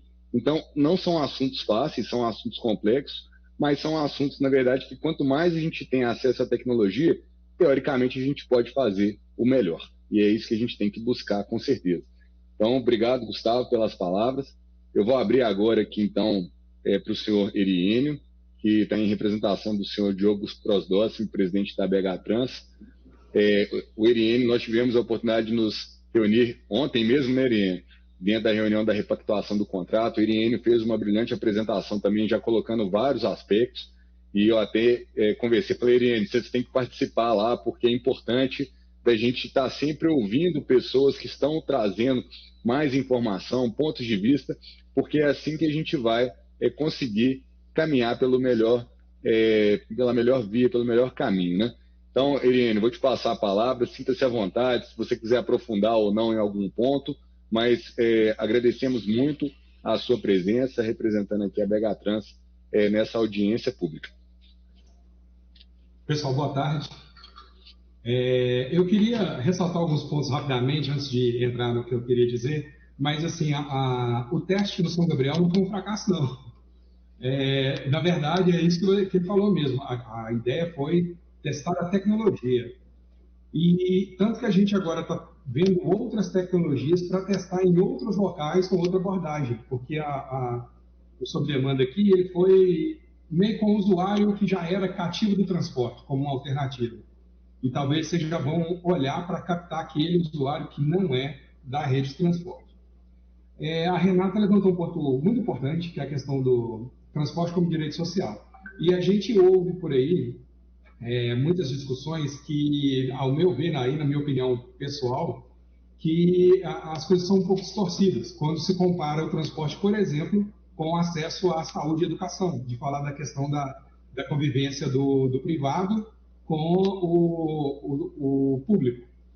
A diferença é que no transporte, assim, na educação, as pessoas podem sim contratar, pagar uma escola particular, tudo bem. Porém, aquelas pessoas que não têm esse acesso, não têm a condição econômica, o poder público deve prover. Então, esse raciocínio ele deve vir também para o transporte, né? Já que eles, em tese, são mesmo direito social, é uma coisa para a gente discutir, né? Se aquelas pessoas que não têm direito, como que a gente vai fazer para prover? Claro, tem diversas coisas, financiamento, exploração de mídia e etc., coisas que eu não vou entrar aqui, mas é porque eu gostei da discussão que a Renata colocou. Sobre a questão do Movit fazer o trabalho dos gestores, na verdade, nós produzimos o GTFS, ele fica lá nos dados abertos, e o Movit só vai lá e... O Google também faz isso, né? Então, essa questão de reunir as informações, porque desenvolver plataforma não é um negócio barato, né? Tecnologia é um negócio caro. Então, na linha aqui da prefeitura, como a gente tem diversos dados abertos, esse é um deles. Então, todos os aplicativos eles têm livre acesso, Movit, Google e outros, para poder pegar esse dado e fazer essa conexão. Hoje no Google, se você jogar um endereço metropolitano, você consegue, o Google te mostra as opções, né, para você utilizar o transporte com os dois sistemas. Então, é outro ponto também para se discutir. Sobreposição do sistema metropolitano. É uma coisa que chega a ser natural, né, porque é sistema viário. Para quem vem do eixo ali, sentido São Paulo, né, da região metropolitana, você chega em BH ou pela Amazonas ou pela Via Expressa, não tem outro jeito. Idem, sistema norte. Então, nós temos um problema de sistema viário também, não é só sobreposição. E sobre essa questão de achatar, né, porque a gente acaba tendo ociosidade de veículos no fora-pico, tem algumas experiências, né, que a gente pretende, inclusive, estudar, que pode ser também a questão da tarifa fora-pico.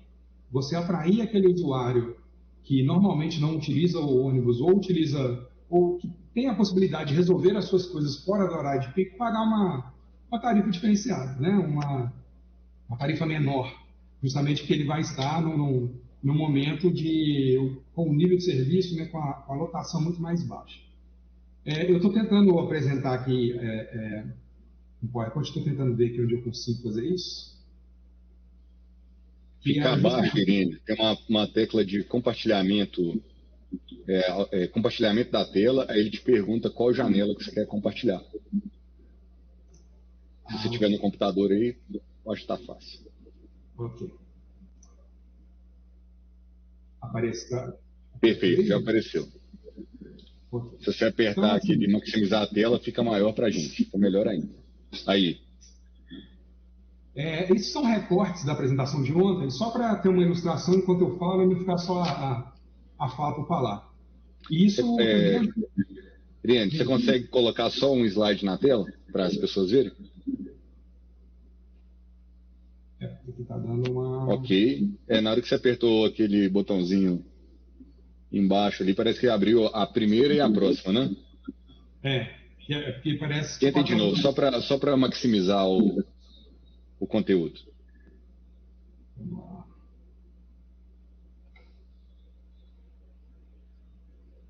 Agora foi? Foi, perfeito. Então, assim, né, as pessoas já sabem, mas como tem diversas pessoas que estão acompanhando a nossa discussão, hoje a gente tem um sistema aqui que é o Citibus, que tem esses módulos, que é o sistema de bilhetagem, o de apoio à operação e o sistema de informação ao usuário.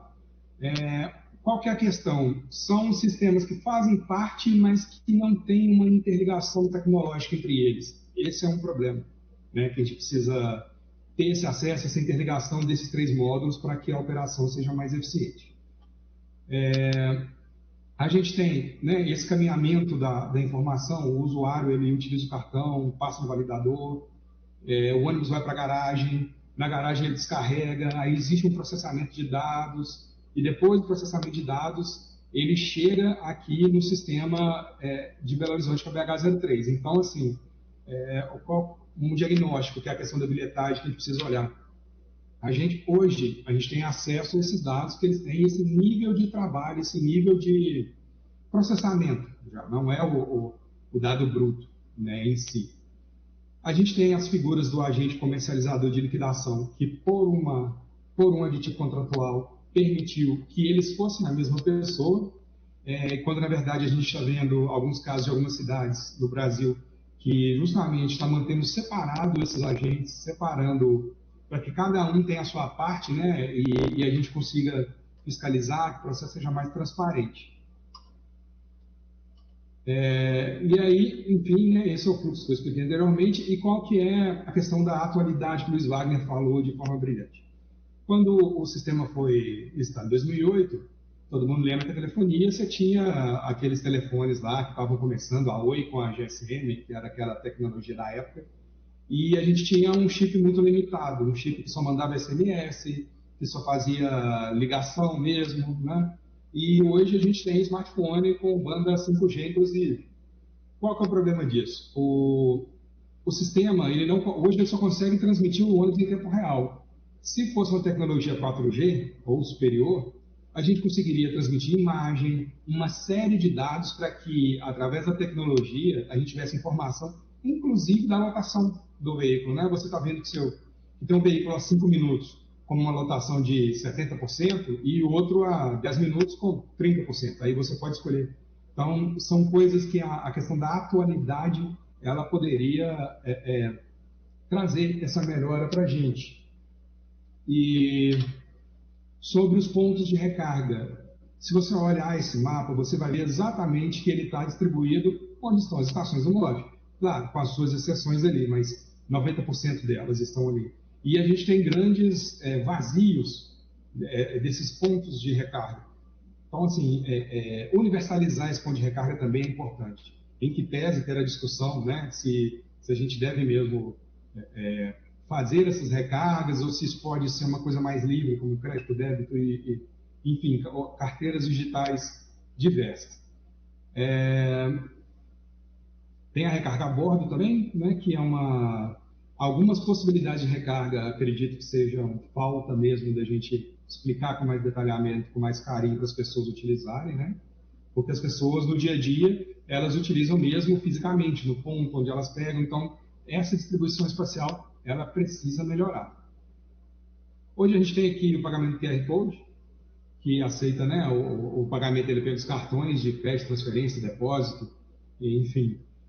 O problema dele é que ele tem uma validade, ele pode, no momento, ser usado apenas na linha que você escolheu, né? Se você não utilizar, o dinheiro volta em 24 horas. Não é válido para as integrações. E esses são os problemas, porque em grandes corredores como a Amazonas, se eu escolher ir na linha A para pagar QR Code e sou surpreendido pela linha B vindo antes, mais vazia, eu não posso pegar, porque eu gerei esse pagamento do QR Code para outra linha.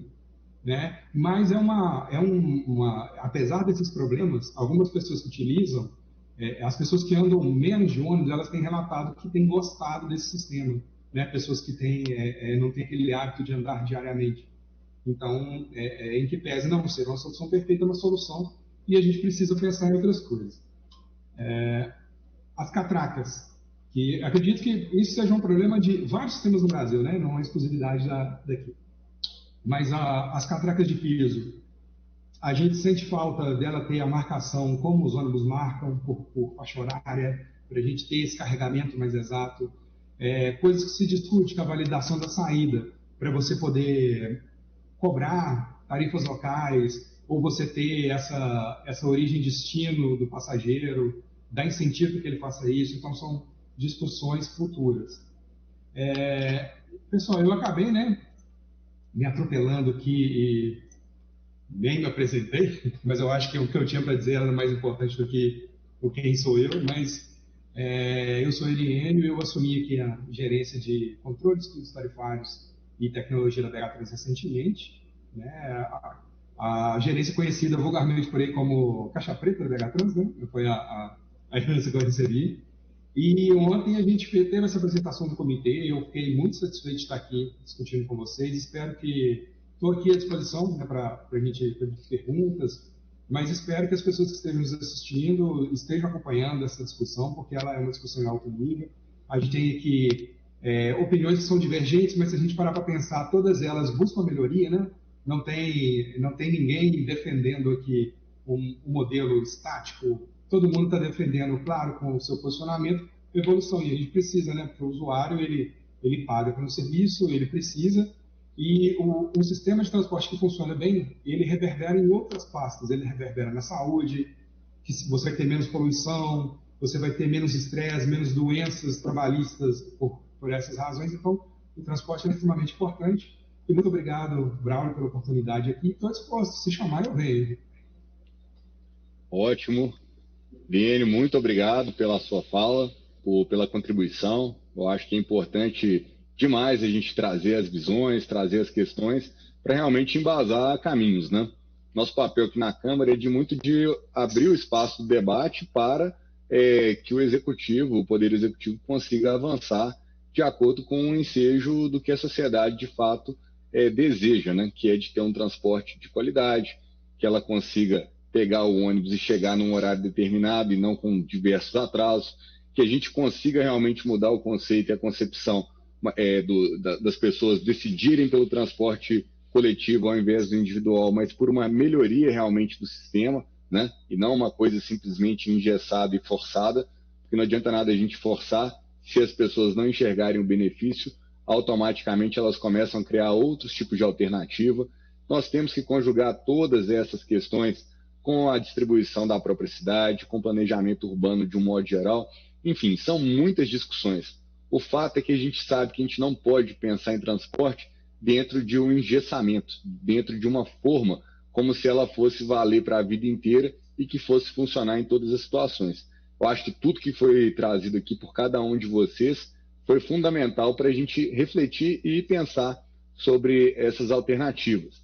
A questão da bilhetagem, eu particularmente tenho uma visão que ela tem que ser um organismo de fato independente, porém associado com a questão da remuneração do transportador, né, da pessoa, da empresa que está ali com o ônibus transportando as pessoas, sendo que esse custo do transporte não pode estar vinculado à roleta, porque a gente já viu, a Renata colocou isso super bem, na matemática do dia a dia, isso leva a fazer o quê? Cria, de fato, uma situação de você sempre querer concentrar muitos passageiros numa determinada linha, entre aspas, rentável, né, para suportar o sistema como um todo. Enquanto, na verdade, você pensar num atendimento específico de uma região que ainda tem pouca demanda ou demanda ainda em desenvolvimento, né, olhar para aquela linha ali como um tom de déficit ou uma linha deficitária, te traz, às vezes, decisões erradas no dia a dia, que é o quê? De estar penalizando o cidadão, né, com um alto custo da passagem, porque você está rateando o custo do sistema todo pelas pessoas que estão ali utilizando. Enfim, a gente já viu aí nas últimas décadas os efeitos de um modelo, os efeitos de outro. Eu acho que a gente está na hora de trabalhar, de fato, a bilhetagem separada, né, a receita entrando do sistema de transporte de forma separada, a parte da remuneração das operações vinculadas à disponibilidade das viagens em si, e não um sistema que está engessado em falar que a licitação do fulano é para a linha tal, ele vai viver ali a vida inteira naquela linha. Não é isso que a gente precisa. A gente precisa dos recursos disponíveis para que terceiro pilar que eu enxergo que é o mais importante, que é a inteligência da engenharia, sempre racionalizando. Racionalizando o quê? Tudo. Racionalizando o tempo, racionalizando o custo. Porque quanto mais racional for o sistema, menos você vai sobrecarregar uma discussão, por exemplo, de subsídio. Subsídio, para mim, é o quê? É a diferença entre a receita total que você consegue auferir, seja por pagamento da passagem, ou seja por receitas extras, mas digamos que a principal é o pagamento da passagem, versus a quantidade de veículos que estão rodando. E abro aqui o espectro, quando a gente fala veículos, a gente está falando muito do nosso sistema de ônibus, mas na verdade não, tem o metrô, que tem que ser ampliado em BH, inclusive. Nós podemos ter outros modais de transporte, que inclusive serão pauta das nossas audiências que virão aí ao longo desses próximos meses. Enfim, tudo tem que funcionar de uma forma orgânica para otimizar o tempo do cidadão, melhorar o serviço, diminuir o custo como um todo, não ter sobreposição de linhas, criar inteligência de fato. E a tecnologia entra nisso tudo o quê? Coletando informação e trazendo realmente para o decisor, para o gestor, né, capacidade para ele pegar e fazer correção de rota e assim alinhar as melhores decisões. Então, eu agradeço cada um de vocês. Eu tinha planejado a gente fazer uma audiência de 1 hora, a gente extrapolou 20 minutos. Eu não sei da agenda dos senhores, mas eu vou fazer o seguinte, vamos dar uma última rodada aqui por todo mundo. Se alguém quiser fazer alguma consideração, para a gente pegar e fazer um encerramento dessa reunião. 3 minutos para cada um, tá legal? Vamos fazer assim. Então, vamos pela ordem das pessoas que falaram. Então, vou passar para a Ani primeiro. Eu vou provavelmente convidá-los para outras audiências, tá ok? Mas a gente, para hoje, vamos fazer assim. Então, a palavra está com a Ani. Ani, 3 minutos, você faça suas considerações finais, coloque questões, mas eu acho que foi muito bacana a nossa audiência até aqui. Sim, eu estou muito feliz da gente estar aqui discutindo esses temas, e eu queria fazer breves considerações a partir das colocações dos colegas. Eu vou começar pelas colocações do Luiz. Eu acho que é muito correto dizer que você tem um problema do tipo de custo, do aumento, da dinamicidade dos custos do transporte. Por um outro lado, eu acho que a saída de um movimento de concessão para um de contratação, em que essa dinâmica fica... a prefeitura ter uma capacidade de leitura dessa dinâmica é muito importante, porque o que a gente tem hoje é um sistema de reajuste em que a prefeitura não tem essa capacidade, ele depende de uma cesta de índices, e o reajuste é muito alto. Então, a gente pode, sim, ter umas formas melhores de ter esse equilíbrio entre a necessidade da modicidade tarifária e a dinamicidade dos preços, né? Eu acho que isso é possível. Inclusive, a lógica de contratos de escopo menor, com menor duração, permite isso, porque hoje a prefeitura, se ela deseja mudar de operador, ela tem dificuldade de fazer isso. Se o operador deseja abandonar o trabalho, ou se ele se propõe a fazer lockout de alguma forma, a prefeitura está sujeita a isso. Então, é uma forma de reequilibrar o sistema como um todo, assim. Mas eu acho que é um debate, dos mais importantes, a meu ver, assim, no sentido de como é que a gente faz para estruturar dentro de um arranjo jurídico que dê segurança para todas as partes essa questão que é muito relevante, eu acho, que é de como a gente remunera, né, assim, e a partir de quais critérios, principalmente. Então, eu acho que isso é bem relevante. E eu acho que, vereador Braulio, se a gente for fazer outras audiências sobre esse tema, vai ser ótimo, assim, porque eu acho que é uma discussão que a gente precisa muito de avançar, de fato, assim. Sobre a questão da bilhetagem e dos sistemas tecnológicos que a gente tem, eu queria colocar uma questão que é o tipo de sistema que a gente se coloca hoje. Então, por exemplo, né, o Eriene colocou a questão da localização dos pontos de recarga e dos grandes vazios que a gente tem. O que é verdade, né? E antigamente a recarga a bordo compensava isso, porém hoje em dia, como quase não tem mais agente de bordo, não dá para recarregar o cartão a bordo. Então, essas mudanças dentro do sistema também requerem um tipo de mudança da infraestrutura que a gente tem ao nosso redor, porque, por exemplo, hoje em dia, essa possibilidade não há, porque o motorista não recarrega o seu cartão, né? Ele está dirigindo, basicamente. Então, acho que isso é um ponto relevante, assim. E um outro ponto que eu acho que vai ser muito interessante a gente avançar nas discussões, que foi colocado aí nas discussões, nas falas dos colegas sobre a tecnologia, eu acho que como foi colocado pelo Gustavo, o uso dos dados para entender qual é o uso que os passageiros fazem do sistema, porém sem perder de vista a importância que são os espaços de participação social coletiva, como são as CRTTs, porque o transporte tem uma demanda reprimida grande, no sentido de que se não tem ônibus que eu vá da minha casa para um determinado lugar, eu não considero esse lugar no espelho das minhas locomoções. Então, quando eu tenho uma opção que se coloca para mim, aí eu passo a considerar ela dentro das minhas possibilidades de locomoção. A demanda reprimida, ela tem que ser captada pelo poder público de fora do transporte, porque justamente porque não há essas opções de transporte, ela é uma demanda reprimida. Então, é muito importante que se mantenha o diálogo com os agentes externos, justamente porque essas informações não têm como serem capturadas. Então, por exemplo, eu sei qual é o tipo de deslocamento que as pessoas fazem, mas não qual elas gostariam de fazer, porque elas não podem fazer esse deslocamento.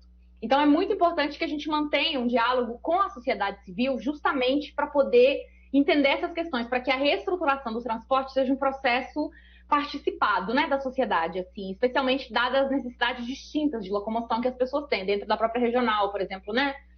Mulheres se deslocam mais dentro da própria regional por conta de tarefas de cuidado, né, de levar ao médico, visitar familiares e tudo mais, esse tipo de coisa.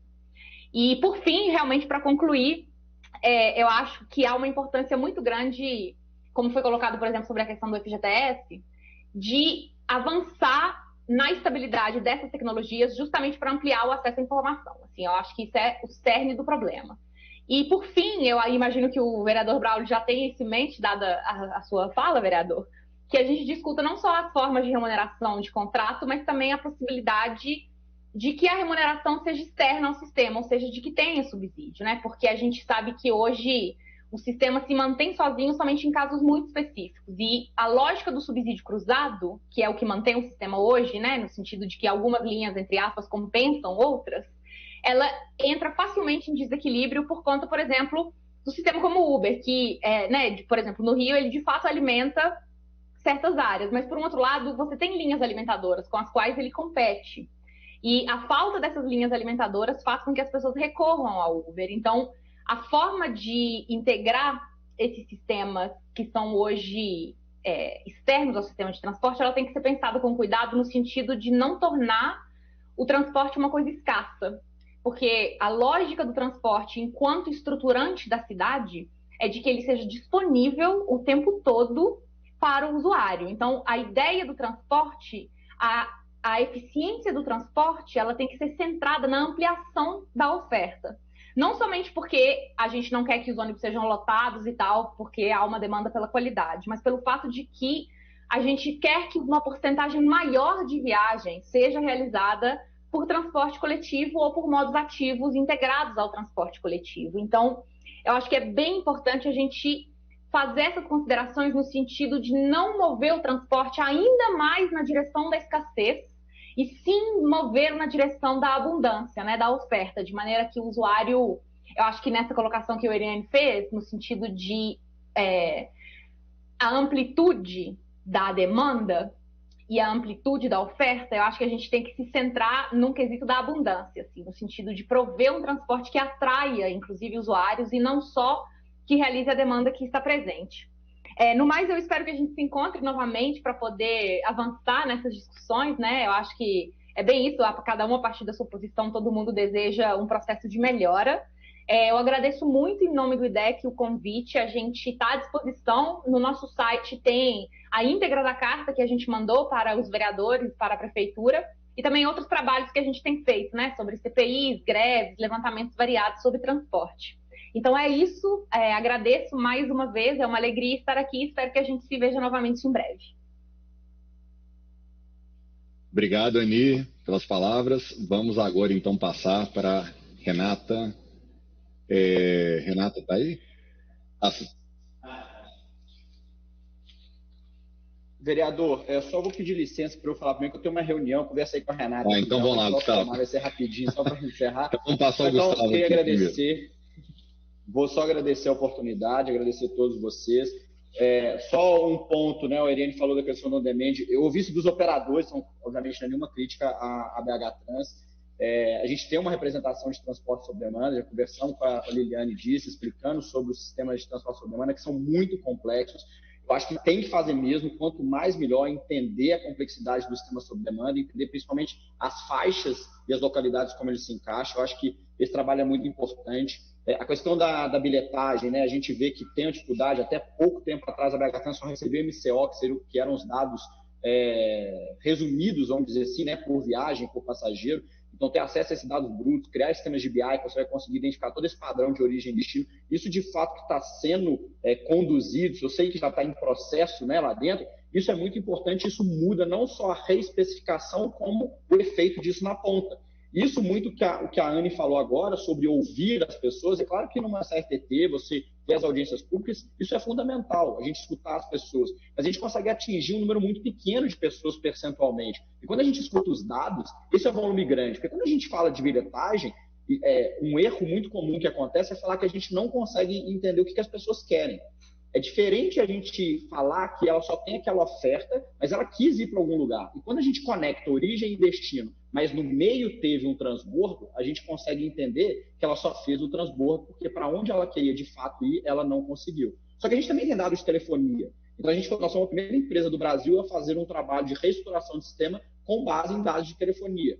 Então, tudo isso a gente consegue identificar esses padrões de deslocamento, a gente viu que nesse trabalho de telefonia, o maior aumento que teve de deslocamento foi o deslocamento a pé, muito em função da qualidade, do custo do serviço. Então, eu sou um grande incentivador da tecnologia, mas como a gente está falando, primeiro a gente tem que fazer a pergunta correta, para que utilizar, como utilizar, e aí assim a gente encontrar os melhores fornecedores, a forma mais adequada para a gente poder caminhar e avançar em cima disso. Obrigado novamente, desculpa todo esse tempo, até a próxima. A gente te agradece, Gustavo, muito obrigado pelas contribuições aí. Vou passar então primeiro para a Renata ou primeiro para o seu Luiz? Vou passar para a Renata. Estou aqui. Vamos lá, Renata. Bom, vamos lá. Vou usar meus 3 minutos brevemente para apontar 3 pontos rápidos. O primeiro que eu queria dizer é que subsídio eu também considero uma possibilidade real, mas acho que a gente tem coisas a avaliar e talvez a gente possa discutir o subsídio em si, formas e maneiras de se fazer. Acho que ele dentre as inúmeras fontes de receita que a gente pode ter, ele é uma delas, mas eu acredito que ela possa ser parcial. E aí, se é para a gente ir nessa linha, por que não focar, ao invés de focar em uma cobertura de custos, a gente não focar em quem vai receber esse subsídio? Quem sabe o subsídio não deva ser direcionado a pessoas de baixa renda, ou idosos, ou estudantes, ou desempregados, seja lá que for, de forma que você dê esse subsídio direto para a pessoa e ela opte pelo serviço de transporte que vai melhor atender ela e na forma que vai melhor atender, ao invés de simplesmente ser um montante que vai ser repassado integralmente para o seu operador de serviço. Esse era o primeiro ponto que eu queria dizer. O segundo trago más notícias. Os últimos estudos mais recentes, os que a gente tem avaliado, têm chegado formalmente a essa conclusão de que a elasticidade do privado, do modo privado para o modo público não é alto, pelo contrário, é baixíssima a elasticidade, principalmente se a gente pensar naquele usuário que era cativo e conseguiu escapar. A chance da gente retomar esse passageiro de volta é baixíssima. porque ele fugiu e o que ele tem na mente dele é um serviço de baixa qualidade.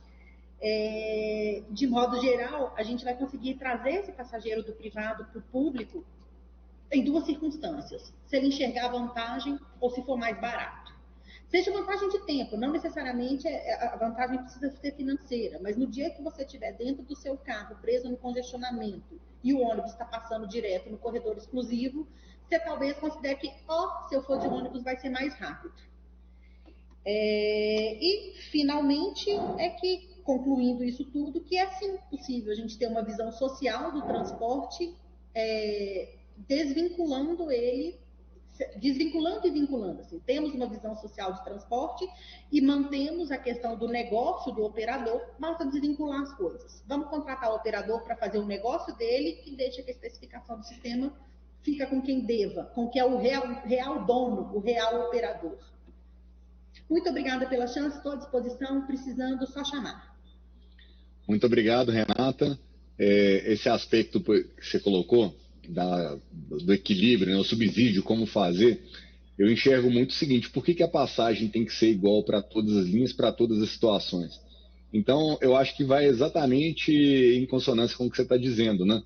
Você não precisa você pode ter locais onde você tem um custo maior do usuário, né, digamos assim, outros lugares que são menor, outros tipos de situação, enfim.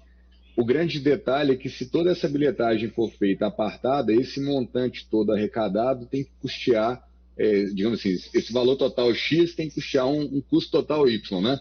A diferença é o subsídio, mas ela é uma diferença que está sendo calculada por outro caminho, não simplesmente falar que uma verba total vai ser injetada no sistema de forma direta ou com algum outro critério qualquer de rateio, né? Mas são discussões fundamentais. Eu acho que a gente tem que evoluir de fato, né? Mas muito obrigado, viu, Renato? Eu que agradeço. Tá. Vamos passar agora para o seu Luiz Wagner. Não estamos te ouvindo, seu Luiz.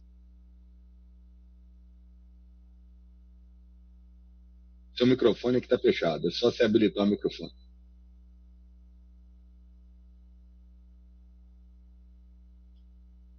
Conseguiu ir? Som. Deixa eu ver aqui. Uai. Agora entrou. Agora deu. O Braulio, o que eu queria fazer uma colocação importante é o seguinte: é um histórico que talvez valha a pena a gente posicionar. Nos anos 70, o Plandel, através de um dos grandes técnicos que nós temos de transportes aí no Brasil, que é o Zenilton Kleber Gonçalves Patrocínio, ele criou um modelo que chama STAR e o outro chama SISTAR.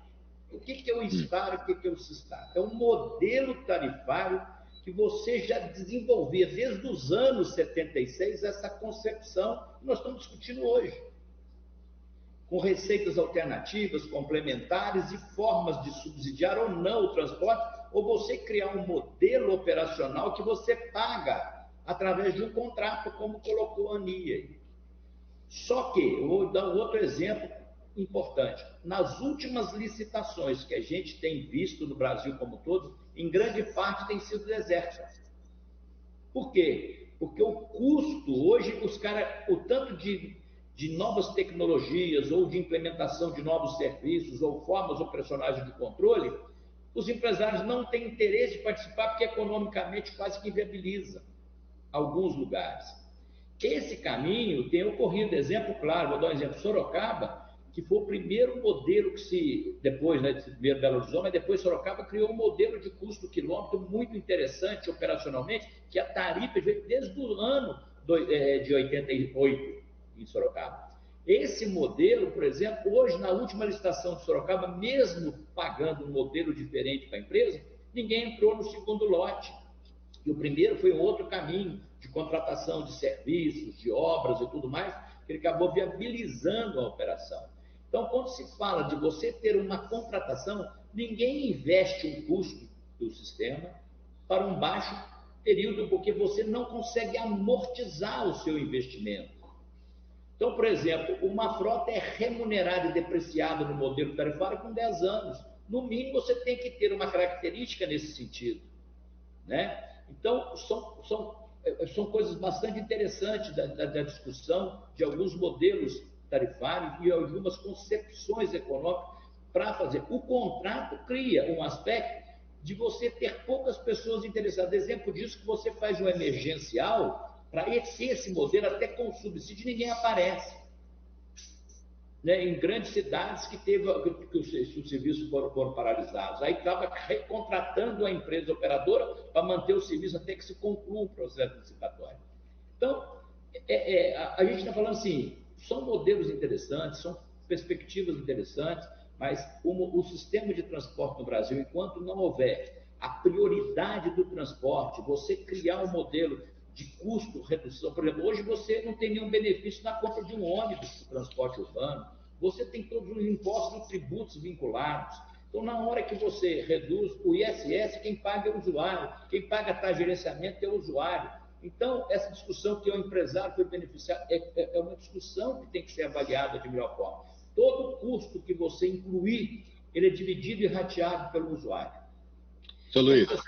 Passageiro é complicado. Seu Luiz, só um momentinho. Só para cumprir aqui uma questão regimental, eu prorrogo nesse momento às 15 horas e 39 minutos essa audiência pública por mais 30 minutos. Obrigado, seu Luiz. É só porque senão a reunião cai. Desculpa eu estar indo um pouco mais longo dos meus 3 minutos. Mas não, fica à vontade. Já está prorrogado aqui 30 minutos. Se o senhor não se importar, a gente... O que a gente fala é o seguinte, o que a gente vê preocupado exatamente? Tarifa nada mais é do que a relação de custo dividido pela quantidade de passageiros pagantes. Então, quando a gente fala assim, não, o passageiro subiu, eu acho que até o nome ele é sugestivo. Passageiro é aquele que passa e não volta mais. Então, na hora que começa a tratar como usuário, como um novo cliente no sistema, criando novas metodologias operacionais, possivelmente nós vamos até trazer mais adesão para o sistema e outras pessoas que vão incorporar o sistema de transporte com um novo modelo, com nova estrutura operacional. Os modelos de integração são ruins, porque ele perde muito tempo na integração. Muitas vezes ele sai do bairro lotado, ele integra no outro ônibus mais cheio ainda. Então, ele poderia dar ele perde de 15 a 20 minutos só fazendo uma integração. E aí vai alguns caminhos que são ruins. Então, muitas vezes, ao criar esses modelos, tem que ser discutido até o modelo de integração. Por exemplo, em Belo Horizonte, só para colocar um dado importante, as melhores linhas do sistema que garantem o equilíbrio para a gente são as linhas bairro a bairro, que têm a maior rentabilidade com o menor custo operacional. Esse caminho foi implantado em 82. Então, a gente tem que avaliar alguns modelos importantes e mostrar como isso pode trazer uma racionalização do sistema, uma redução de custo importante. Por isso que a gente fala de uma discussão de modelos e, de novo, discutir com o modelo metropolitano, não ser ele individualizado exclusivamente com o modelo municipal, porque não se resolve somente o problema de Belo Horizonte com o sistema municipal. O sistema metropolitano ele superpõe grande parte dos itinerários do sistema municipal e com a tarifa muito próxima. Mas na hora que se cria uma tarifa diferenciada e por área, o que teve é um outro histórico que foi levantado na época do Plandel, nos anos 80, foi que como a tarifa era calculada todo mês por causa da inflação de 40%, 30% e poucos por cento que tinha na época, o pessoal veio morar próximo da área central porque ele não conseguia morar no bairro porque a tarifa era muito alta. Em 1981, nós tínhamos 77 níveis tarifários na região metropolitana, 71 níveis tarifários. Olha que loucura. Quando se implantou a Câmara de Compensação, esse nível caiu para 6 níveis tarifários. Então, aí sim, você conseguiu recuperar quando foi implantado o Conjunto Cristina, o Conjunto Palmital. Esse aí você criou uma tarifa que era adequada para o usuário, porque senão ninguém ia morar lá, porque o transporte naquela época representava 35% do salário mínimo. Na hora que você criou o modelo tarifário, o modelo de câmbio de compensação, isso trouxe um dado positivo.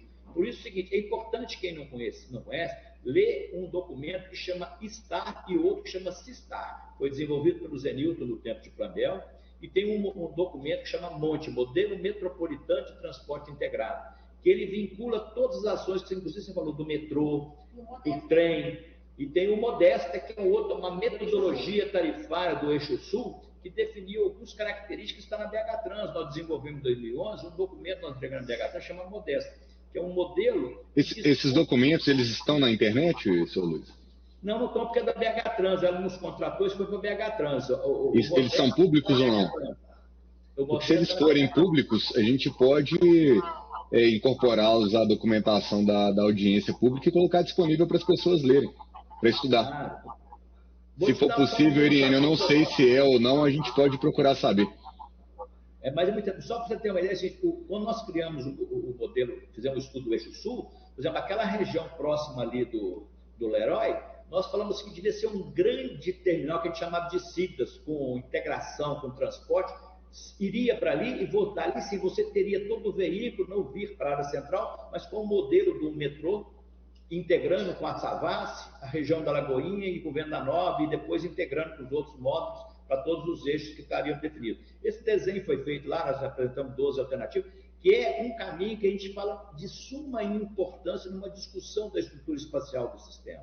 Utilizar, por exemplo, a região lá da Águas Claras como modelo de integração regional, para redução de custos operacionais também, não ter todas as linhas ligando a área central, e assim por diante. Mas, desculpa, eu, de novo, está indo um pouco longe, mas é importante, né? Aí o Irene, por exemplo, ele conhece bem, que a gente até discutiu alguns caminhos lá junto com o Estado, do plano de mobilidade, mas esse processo, por exemplo, do Modéstia, o Eixo Sul, ele trouxe alguns caminhos, inclusive um modelo, a gente propôs lá um modelo tarifário, uma estrutura tarifária para o sistema metropolitano, que eu acho que era interessante, talvez, ter uma avaliação disso, que vale a pena, porque ele cria diversas formas, até não só de modo de fazer a metodologia de pagamento por quilômetro ou não, ou outras metodologias que podem ser usuais. Não, maravilha. Uma questão que eu gostaria de registrar aqui na audiência pública, que é uma crítica, né? É que esses documentos, eles têm que ficar mais visíveis, as pessoas têm que ter acesso à informação para a gente, na hora de sentar numa mesa de reunião ou qualquer tipo de fórum, debate, todo mundo está muito mais bem preparado. Porque o que a gente percebe na fala do seu Luiz é que velhos problemas, na verdade, já tiveram soluções há tempos atrás e a gente está aqui discutindo como se fossem novos problemas. E isso eu acho que assim, a gente tem que conhecer, sim, tudo que foi desenvolvido, o histórico, para balizar um melhor encaminhamento, né? Vou passar a palavra, então, para o Iriene, da BH Trans. Fica à vontade, Iriene. Bom, Braulio, já vou comentando aí sua última fala. Eu, de formação, sou professor, tá? E aí uma coisa que me incomoda muito em transporte público, que todas as informações que são disponibilizadas são para os nossos pares, são para quem está aqui. Ninguém mais pode entender o que a gente disponibiliza. Isso é uma autocrítica, inclusive a mim, porque eu sou gestor de transporte. Então, eu acho absurdo. A gente coloca dados só para que as pessoas que estudam entendam. Então, com base nisso, uma das coisas que a gente está desenvolvendo aqui dentro da BH Trans, que foi até comentado pelo Gustavo, os painéis de BI, alguns deles, inclusive, feito em parceria com a auditoria da Prefeitura Municipal, da Controladoria, para que a gente coloque painéis interativos para que a minha mãe entre lá e consiga entender, sabe? Ela ir lá, colocar a linha dela, qualquer pessoa consiga ter um entendimento do transporte. A gente deixar isso mais universal. Então, colocar os documentos técnicos, mas principalmente trazer ferramentas que traduzam aquele tecnicismo para a linguagem que a pessoa entende. Eu acho que a partir do momento que o cidadão comum ele começar a debater mais o transporte com mais elementos, eu acho que vai ser melhor para todo mundo. E no mais, só agradecer, porque isso aqui é democracia é uma coisa linda, né? A gente tem pontos de vista diferentes, mas todo mundo dentro do respeito, buscando a melhoria, e é só agradecer mesmo a todos, dizer que eu estou aqui disponível, a gente está no processo de organização da casa, por tudo que vocês já sabem, mas até dentro dessa loucura aqui, se alguém quiser bater um papo, não prometo café não, porque ultimamente não tem, mas assim, vem com a água conversar, marca que a gente está sempre disponível. Muito obrigado mais uma vez. Obrigado, Iriene. Senhores, então a gente vai encaminhando para o final dessa audiência pública. Queria compartilhar uma tela rapidinho aqui também para vocês, que é o trabalho que a gente veio já desenvolvendo Cadê ela aqui? Quando a gente começou esse grupo de trabalho, a gente começou a trazer meio que o norte do... Deixa eu ver se vai dar certo aqui, ó. Compartilhar. Agora vai dar. A gente começou o trabalho organizando justamente a discussão para estar com foco nesses pilares, né? Que é a engenharia do sistema de mobilidade, separado do prestador de serviço de transporte, separando do sistema de bilhetagem. E dessa forma, a gente ter uma engenharia que sempre vai estar buscando o quê? A melhoria, a eficiência do sistema, ou seja, ela vai discutir os modais, ela vai discutir as rotas, os quadros de horários, questões de equilíbrio, mas, por outro lado, você tem o prestador de serviço de transporte que vai estar lá atuando com o seu equipamento, com os seus ativos, em prol de cumprir o que foi estabelecido no sistema, logicamente com uma remuneração ali por quilômetro, para a gente justamente ter como ampliar o índice de satisfação do usuário, melhorar a qualidade de serviço e, logicamente, a bilhetagem, né, que seria o sistema de arrecadar recursos, né, está ali integrando informação de tecnologia, que está integrando com a questão das próprias políticas de cobrança e venda de passagens, enfim, a gente trazendo a TI para formatar um caminho mais eficiente de retroalimentação desse sistema como um todo e a gente sempre trazer a perspectiva de melhoria contínua, né? O que a gente ainda quer discutir, né? Uma forma de ter um mercado mais aberto, um mercado mais concorrencial, não só para a questão da prestação de serviço de transporte, mas para a abertura, para a chegada de novas tecnologias. A gente tem que ter um sistema sempre flexível, né? E assim, com certeza, trazer BH para um novo patamar de mobilidade urbana, que é o que a gente espera, né? Então, já anuncio aqui ao final dessa audiência, no dia 30 de setembro, nós faremos uma nova audiência pública. O assunto dessa audiência vai ser justamente a questão da abertura do mercado, como ter um mercado mais aberto. A gente vai trazer a discussão também do próprio sistema hoje suplementar em BH como uma possibilidade de um modelo para discussão realmente.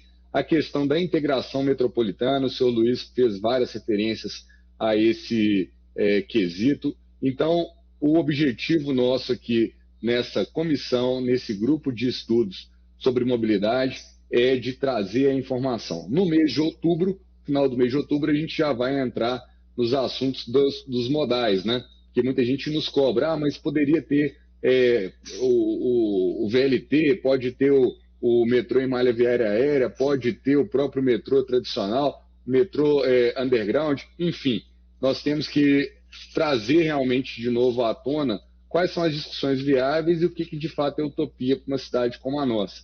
Então, tanto em outubro quanto em novembro, a gente vai estar falando também sobre esses assuntos, mas o objetivo aqui é de trazer o que é importante para a pauta, conectar profissionais de relevância do mercado que podem trazer uma informação útil para BH, os profissionais que estão no campo público aí já direcionando o sistema de transporte como um todo, os movimentos que atuam aí como ativistas dentro dessa área também. Então, o objetivo nosso aqui é realmente fazer valer esse grande espaço de debate que é a Câmara Municipal de BH. Então, mais uma vez, agradeço a participação de cada um de vocês e realmente, em próximos capítulos, eu acho que eu vou poder contar certamente com a presença de vários dos senhores, porque se depender de hoje, a audiência pública foi um sucesso. Então, muito obrigado. E a gente, às 15h52, encerra essa audiência pública.